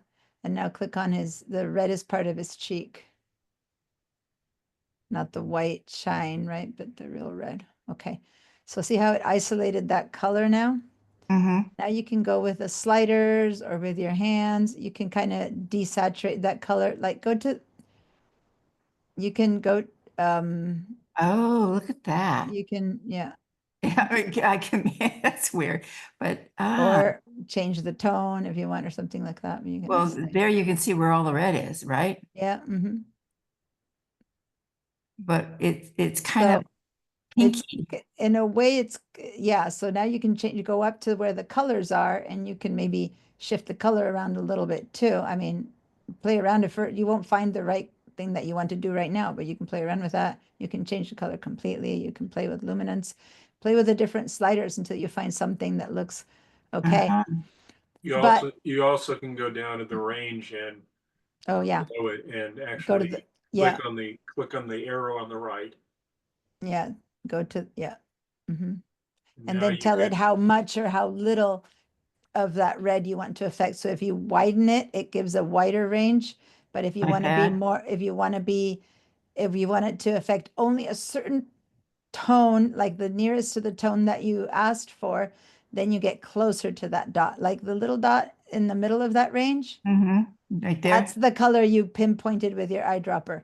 So the farther away those two that box is from it, the more colors it chooses to change, versus if you make it smaller, like from both sides, nearer to that, yeah, move there, then you're isolating it more and more to just the red of that little tiny spot of red, and then it doesn't affect much more of his face. And then when you desaturate it or change the luminance or the colors of the hue, and it works on less instead of on so much of the red. Give it a try. Go up to the, and make something big like luminance, go back and forth a lot. Look at the number it has, which is 0, and see what parts is being affected right now. Okay, so that's So that's the other part that's being affected, the red part. the part that's red right now is what you're affecting. You're going really light, really dark on that. See, now you made his face dark. So like you could do a little bit of that to your forehead so it tones down a little bit later. But for now, we're working on his I face. do take the luminescence down off of that. Yeah, so bring it a little bit down to match. But anyway, so you can make that range Wow. more inclusive of other tones or more specific to the tone you clicked on. And then when you desaturate or saturate, it does it to his whole face, which has some red, or just to the brightest part of the red of his cheeks and that kind of thing. Mhm. Ultimately, this is not so different than what we did with the channels where we separated only the red. This is just much more convenient and much more pinpointy versus all reds, Mhm. right? So this is much more accurate. But yeah, if you now were to go to the little eyeball that you have at the top of where it says mask, yeah, a little bit higher up on the right side, there's a little bit higher up where it says plus sign. There's a little eyeball there, right? You can turn the, no, that's not an eyeball. Yeah, no, that wasn't an eyeball. I'm looking for, inside of, above point color. Go down to point color again, and there's an eyeball right there. Yeah. So that's the before and after. Keep it held, right? So you Yeah. can keep, so Big anyway, difference. big difference, right? Big So difference. play around with that. Cool. I'm glad you asked that question. One aside, I did to generate younger, and I was very pleased with me being younger, but I didn't like him younger. I thought he looked plastic, it's like those glamour shots they make for you. Yeah, And yeah. the not in the shopping malls. It's like, All right. you don't How look like a funny. person anymore. No, and they don't make you look like you looked when you were younger. They make a generic younger look, but that doesn't mean it looks like you when you were younger, right? All right, cool. Thank you. Any other person who has any specific, like, hey, give me some ideas about this? So did you guys follow that? Hopefully maybe with your own photo or one of my baby photo on the table, Joaquin on the table, he has a very red face. You guys could try doing what we did to that one. And Could we take some of the red out of his hair, the baby?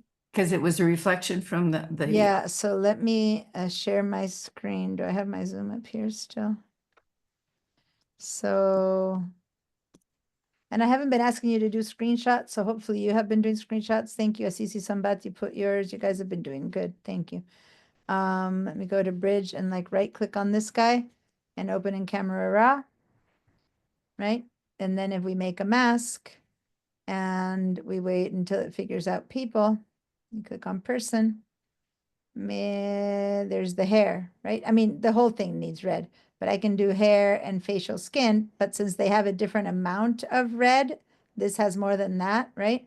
So this is a good example of doing it separately would help. So I'm gonna start with the facial skin first, right? And create that mask.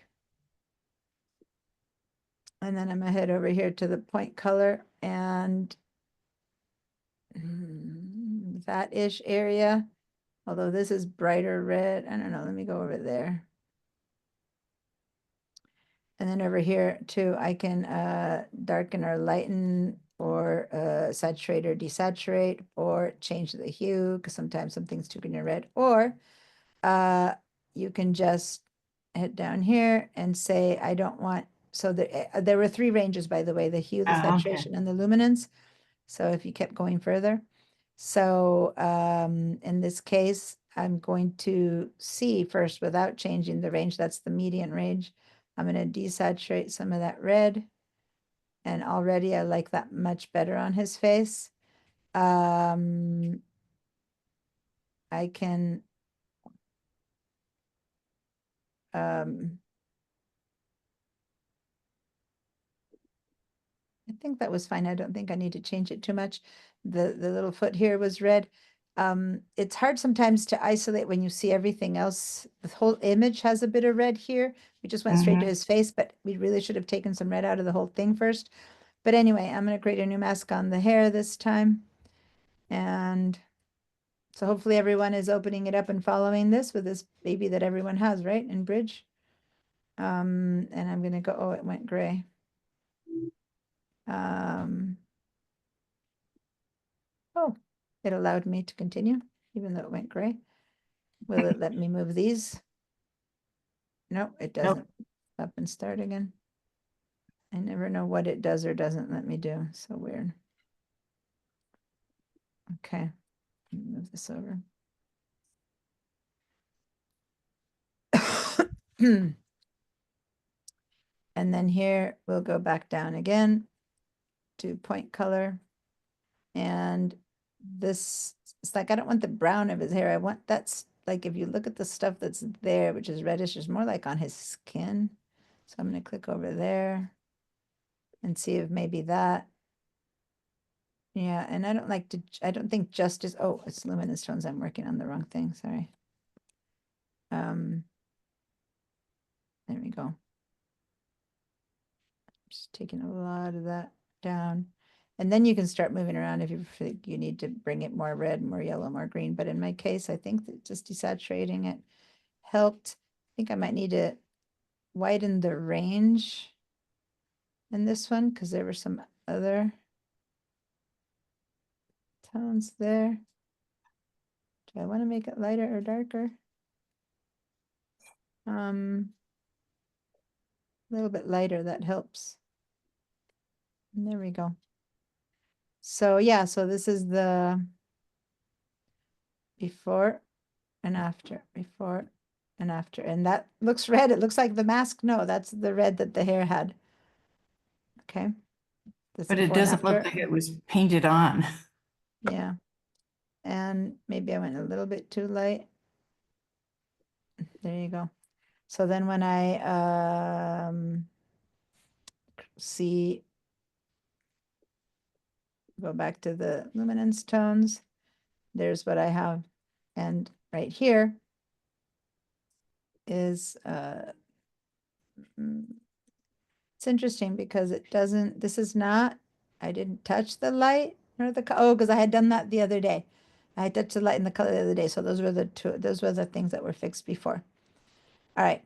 So there you go. If I want to see the total before and after, here we go. This is where we had blurred. Remember, that's why I had forgotten what we had done to this. So that was the blur, but beyond looking at just the blur, look at the face only, and that's the before and after. And I like that much better. Oh, my little guy. Okay. I'm going to say done. And by the way, there's little spots here that is, I haven't done the, okay, I'm not going to do the retouching tools in Photoshop with you guys, but there's some retouching tools here inside of, let's do that. Let's go and do some retouching since I was going to do that. By the way, the eyebrows still have red in them. So I should probably go in and take some red out of his eyebrows and maybe a little bit from his cheek, you know, the bottom lip here looks a bit artificially red. So I should probably go in and do a few more masks and take some more red out, right? But right now I want to show you a way to deal with, for example, that little red splotch that's right there. You see how there's a splotch right there? And until you go to so near, you might have not noticed this saliva drip. That's not going to be, that won't be so easy to fix. This will be very easy to fix. This will be hard. Why? Because if you don't want it to look like he's slobbering, it's very easy by turning off these little shines. Just turning off these little shines is all you need to have it not look like there's flub, but then you have this drip. And nothing automatically is going to be able to create a new line there very well because it's right on the cusp of where the chin is end, where the backhand, there's a shadow that's black, then there's the edge of a jacket. So I can't take from here to copy over here because then I wouldn't have the dark shadow, you know. So this is about one of the hardest little Diana, you can do. that's But happy drool. Yeah, happy drool. But no, but what I'm saying is one of the It's reasons you hard. see it a lot is because it's white, right? So if all you do is darken that little shine and maybe lighten this little line, it'll be harder to notice it. I mean, I'm not saying that it's bad. It's his drool. I don't care. But if the idea is to work on it, you can also consider the color of it, right? And that alone, if you just target changing this little bit to skin color, that alone would make it less obvious. Just like these little drips, once you change them back to skin color, you won't see them. You just won't think that there's a drool, right? So the same with this little guy. So there's little tiny things like that that you can do, and that little spot. So let me show you the retouching tools that you have here in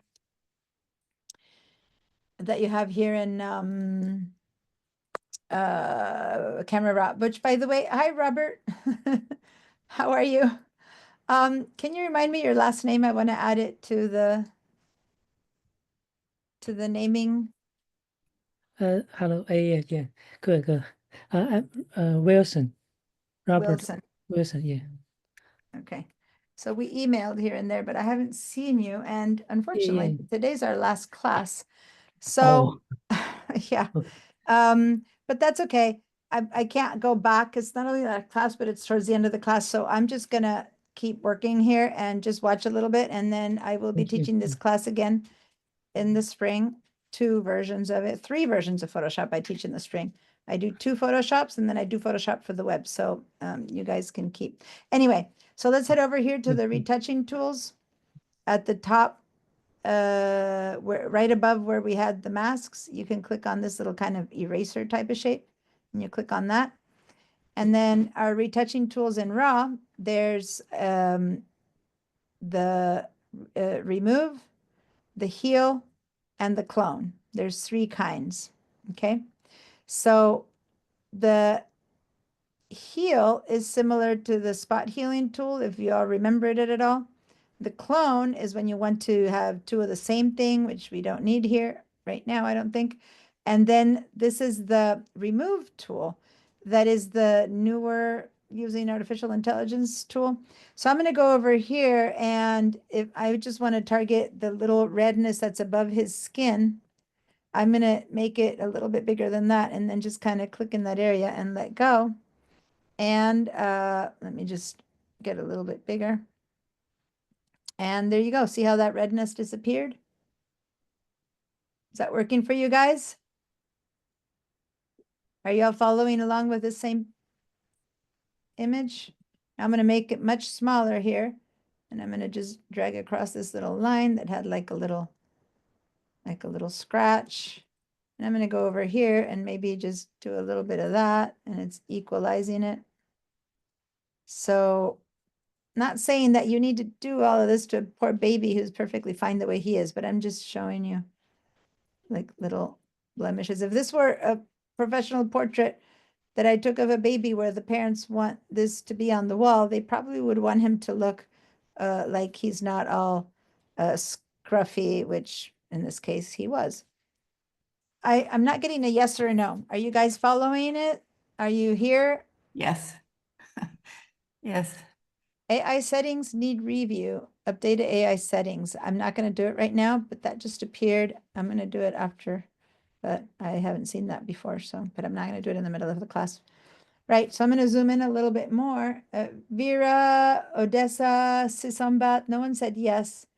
Oh, Vera said yes on the other screen. Oh, I'm sorry. I said yes verbally. Oh, okay. Got it. There we go. Sisambat, are you there? Did you open this one? I'm messaging you in the chat about something, but also my Oh. my DDI keeps like the files okay. keep Sorry, I wasn't. corrupting.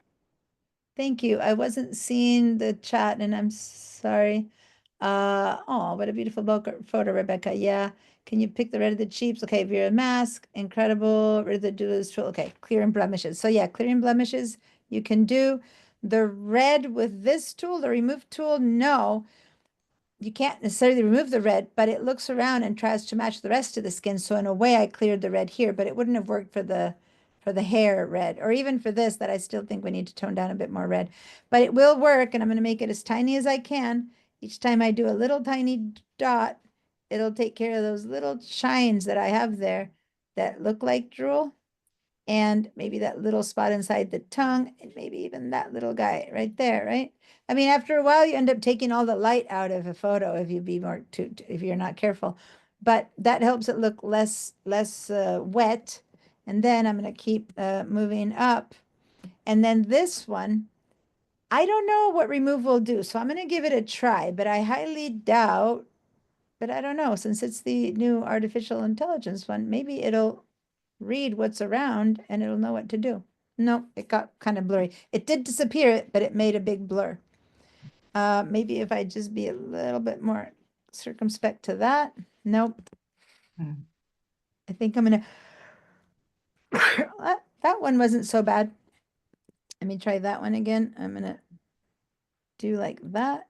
Oh, The generative remove actually worked pretty good for me, but you need to update your AI settings up there. yeah, I see that, but, so if I use generative AI right there, which is the one that, Ed is talking about, and I do that, let's say the remove. And I it, had to do it a couple times, but it Yeah. eventually got a real good one. I didn't Yeah. like that one, but yeah, That one of one- those is gonna work. Otherwise, this is gonna be really hard for any tool. Even for me, if I were to do it with a heel, this is the one where you have to take a sample of something first, and then you come over and you show what you had, right? But there's no place here that really has that shape. So Mhm. that's why I said this is very hard, but I could click and take a sample of that area right there, which is kind of similar, and then gently go over just that little bit. Let's see, kind of little for the edge, and then use generative AI for that, but I don't like that either. So I'm going to undo. And maybe the best is to keep trying with let me try a bigger brush, generative AI, this area, see if it knows what it's doing. I don't know.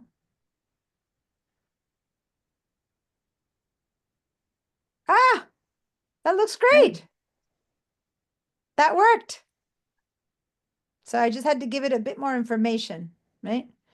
So anyway, there you go. I love generative AI for this kind of stuff, I think is great. I don't, again, we talked about that a lot, like what I do or not like it for, but yeah. So now he looks like a cute little happy boy who isn't necessarily drooling all Teething. over the place, right? He's Teething, teething. teething on this thing, exactly. Oh, I took this guy to his class at City College today, and he's a big, big, strong, humongous guy who's like 2 heads taller than me. Anyway, my little But you're not Joaquin. very tall, are you? No, it's it's very easy to be taller than me.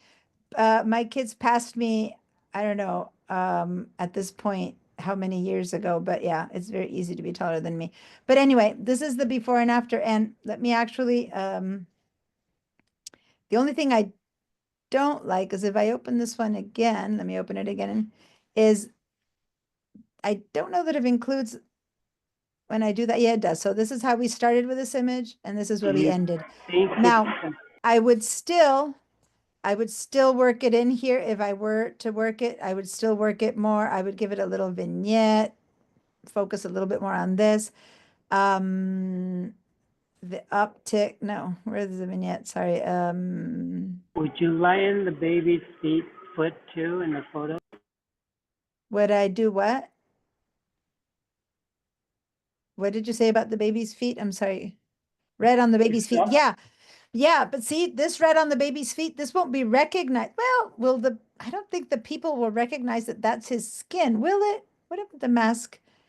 Your If I create vignette a would new hide it. mask, yeah, my vignette would hide it, but I'm curious to see, because it probably understands this is a lying person. Let me just see if I say that to look for the skin, if it selects it. Oh, no, see, it doesn't give me the choice of body skin because all the skin it sees is that one, right? So it It doesn't, doesn't even get the it hands, doesn't which even are get the also red. face. No, no, it doesn't. It's how interesting. So yeah, it's not, it doesn't know everything. It's not perfect. And what does it consider? Let me see. It's not considered clothes, not considered head, not considered eyebrows. It's not considered anything. It doesn't do any mask around that at all. It finishes the Well, mask whatever on you're its doing right clothes. now, it's masked. No, it stops right there. Look at it. If I, right now, that's the It line, looks the red to edge of me. it. Yeah, but that's because it's Okay, red. change the format of the overlay. Well, you can just add it to the mask, the face. Yeah, exactly. Good. I would add Yeah. it to the same face mask, exactly. But I wouldn't, but what I'm I- trying to say is it didn't even pick up any, this is skin. This little bit of his chest is skin and it didn't pick it up. So you have to fix the, what it doesn't get. But here's the neat thing, Diane. You fix the Yeah. face. If you Mhm. now add on the foot and the neck, which it looks like you got anyway, and the Mhm. hands where they're red, it's going to take the changes same you made correction. on the face and apply them. Yeah, that's what Peggy said exactly. You just need to keep adding to that one. And this one was the hair, this was the facial one. If I choose the facial one here and I add with a brush, I go ahead and where's my flow? It's 100%, and I tell it to apply that. Nope, that's going gray. It will always stay pinker than your facial part because the skin is that color. I mean, it's Yeah, yeah.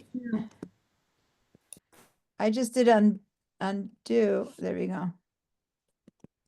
Okay, there we go. I had lost, it had stopped working and it had gone gray. Okay, so let me choose the brush again. And there we go. Okay, my brush wasn't 100% working, so there it is. See, it's working on the red, but here's the problem. It took the red out of that, but this isn't red, right? That kind of grayish thing, and that stayed red, stays gray.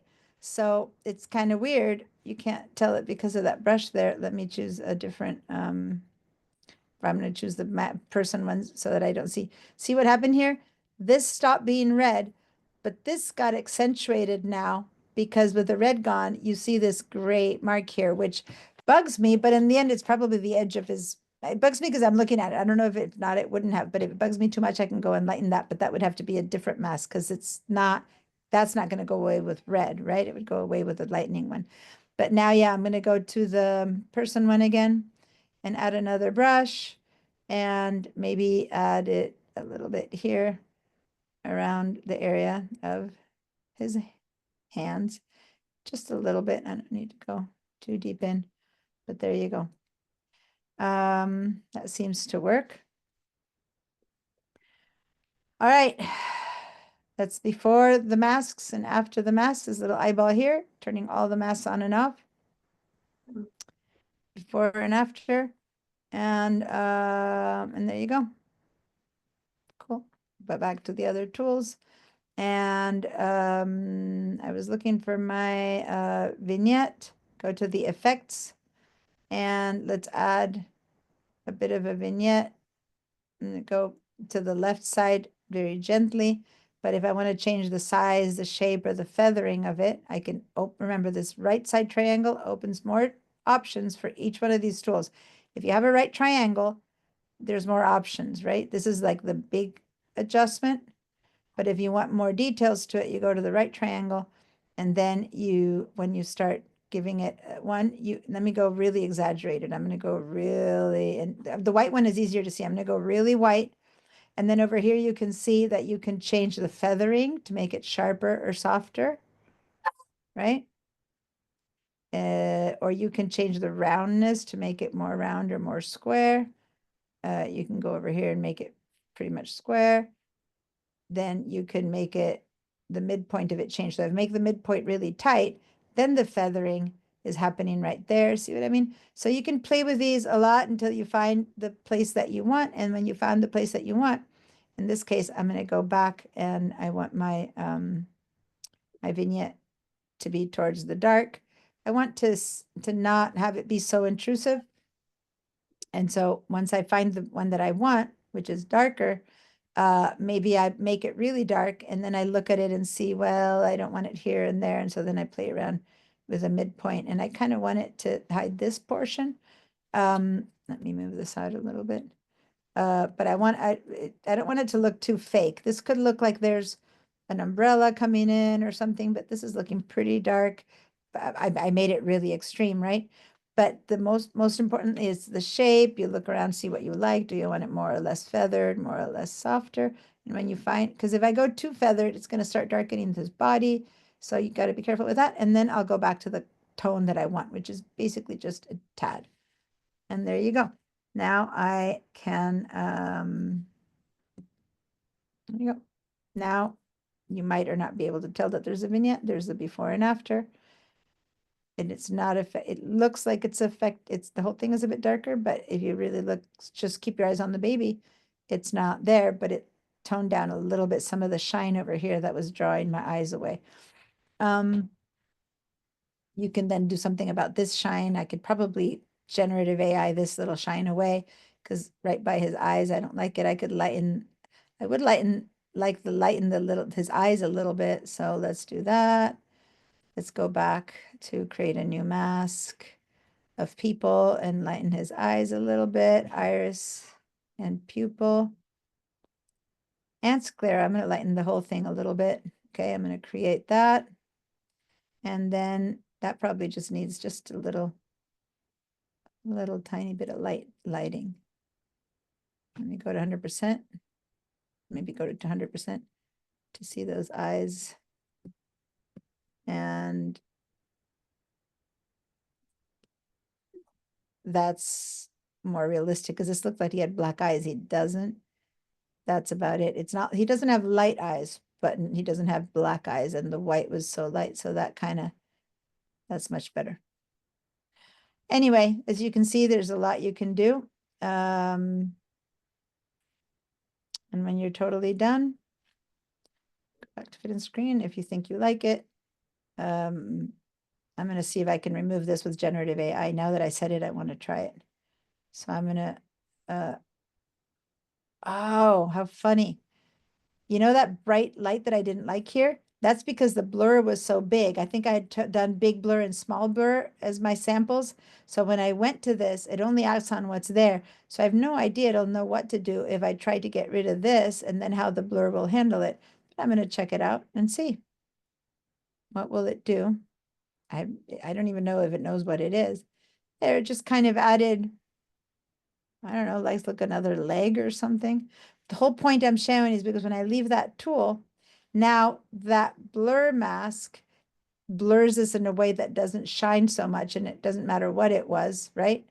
Because it's so blurred that I can't tell. So in that sense, that's okay. And I might want to try that on a few of the others that are a bit too bothersome. But anyway, that's about it. I'm not liking this forehead here still has, did I turn something off? I think his face went red again. Didn't it? Yeah, it had when I turned it off. Oh, there you go. I don't know why it looks like I had turned it off. Now it's good again. All right, guys. In the end, I did go to the very end. Thank you. So, say done, play around, have some fun. I'll reach out to you guys if you want to take the digital design techniques class. There's a week break. We don't have it next week. And then the week after that, I'm starting at the same schedule as this one. Monday, Wednesday, digital design techniques at the same time, same anything. So if you're interested in that, give me a holler. Last time I checked, there were 4 spots. I haven't checked again. So you don't need to give me a holler. You just need to sign up. But if it ends up being full, give me a holler and I'll let you in. And in that one, in case you want to know, oh, thank you for the hearts. What I'm going to do is teach the combination of Illustrator, Photoshop, InDesign, and in general, how to take a project kind of from beginning to the end when you've got like a flyer, a brochure, a site, a social media ad, just anything you think about needs to have a concept, a thought, a completion, a making. And so I'm going to work on that, but I'm also going to, in particular, focus on what medium would you use to complete each one of those projects? Like this is going to be printed. It's going to be using CMYK inks. This one's going to go on the web. It's going to use light RGB, what we talked about today. How do you use the same image and use the same image for 3 different mediums that you're posting that in and that kind of stuff.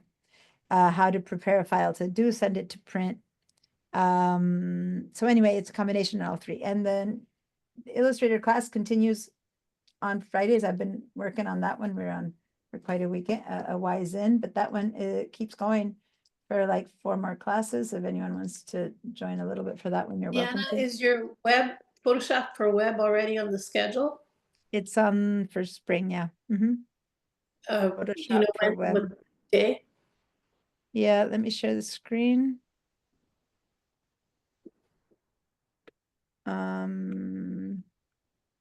Here's my spring classes, and I have 2 Photoshops. We have one that's online only and another one that'll be online and in person because it's a HyFlex, the second one. And then I have Photoshop for web design, and that will be in March. And But in although person only. it says, you need to hear me. It says it's in person only, but I will still teach people who are on Zoom for this one on Zoom. Otherwise, there's no chance it'll run. So I'll just turn on Zoom. I'll be there and I'll do it like in a HyFlex mode. Okay. All of these that say Wake only. If I'm at the Wake Center, I'll turn it on Zoom and let people attend on Zoom or in person. Okay. Same with this one, digital newsletter, digital magazine. They all say that they're in person, but I'll work with everyone who knows and hears me and is a student of mine. Otherwise, other people come in and they don't sign up. But at least people who do know, I'm letting you know that I'll do it. I'll do it in both modes. Okay. Sounds good. They All can't right, put hybrid in there? guys. What's that? They can't put it- hybrid in there? Yes and no, because the documentation to make it allow it to be done officially has to be presented. It's a whole like thing that takes a year, and they're not allowing my area to do that yet. I've been trying to get it. I taught it online. My class started, but they had forgotten to put the papers through for them. So those never got included, and now they're not included in distance ed. You have to do a whole writer for distance ed. And when I tried to do it, it's like they're taking turns for department and it's not our turn yet. And they're like, yeah, but I can't teach this. It's ridiculous. I'm teaching web stuff in person. And they're like, well, your turn is coming. But then once my turn comes to put it through, Checks in the it'll mail. take like 6 to 9 months to get it around anyway. So basically, you can't tell anyone officially that I'm doing it, but I am. So, but the problem is people who read it who aren't my students don't know, and they just go, oh, I'm not going to go in They don't person. sign up. Yeah. Right? So it's hard to get it to fill, but anyway, that's how it works. So, okay, guys, I hope things get better. nice seeing your face, Robert. I'm sorry it's the last day, but hopefully you can take one of these other classes that I just showed in spring. Okay, and if you want to ask me any questions about what's a better class to take or not, email me and I can respond on email, okay? Remind me that you're the one who came today and I couldn't do anything about it because it's the last day. Everyone else have good holidays, you so much. start of the year. Have a good start of the year, and I'll see you hopefully sometime in February. No, when does, I think the first class start is January 27th is the first day. But I think none of my classes start until the second week. February 3rd is the first day I'm teaching. Bye. Bye bye.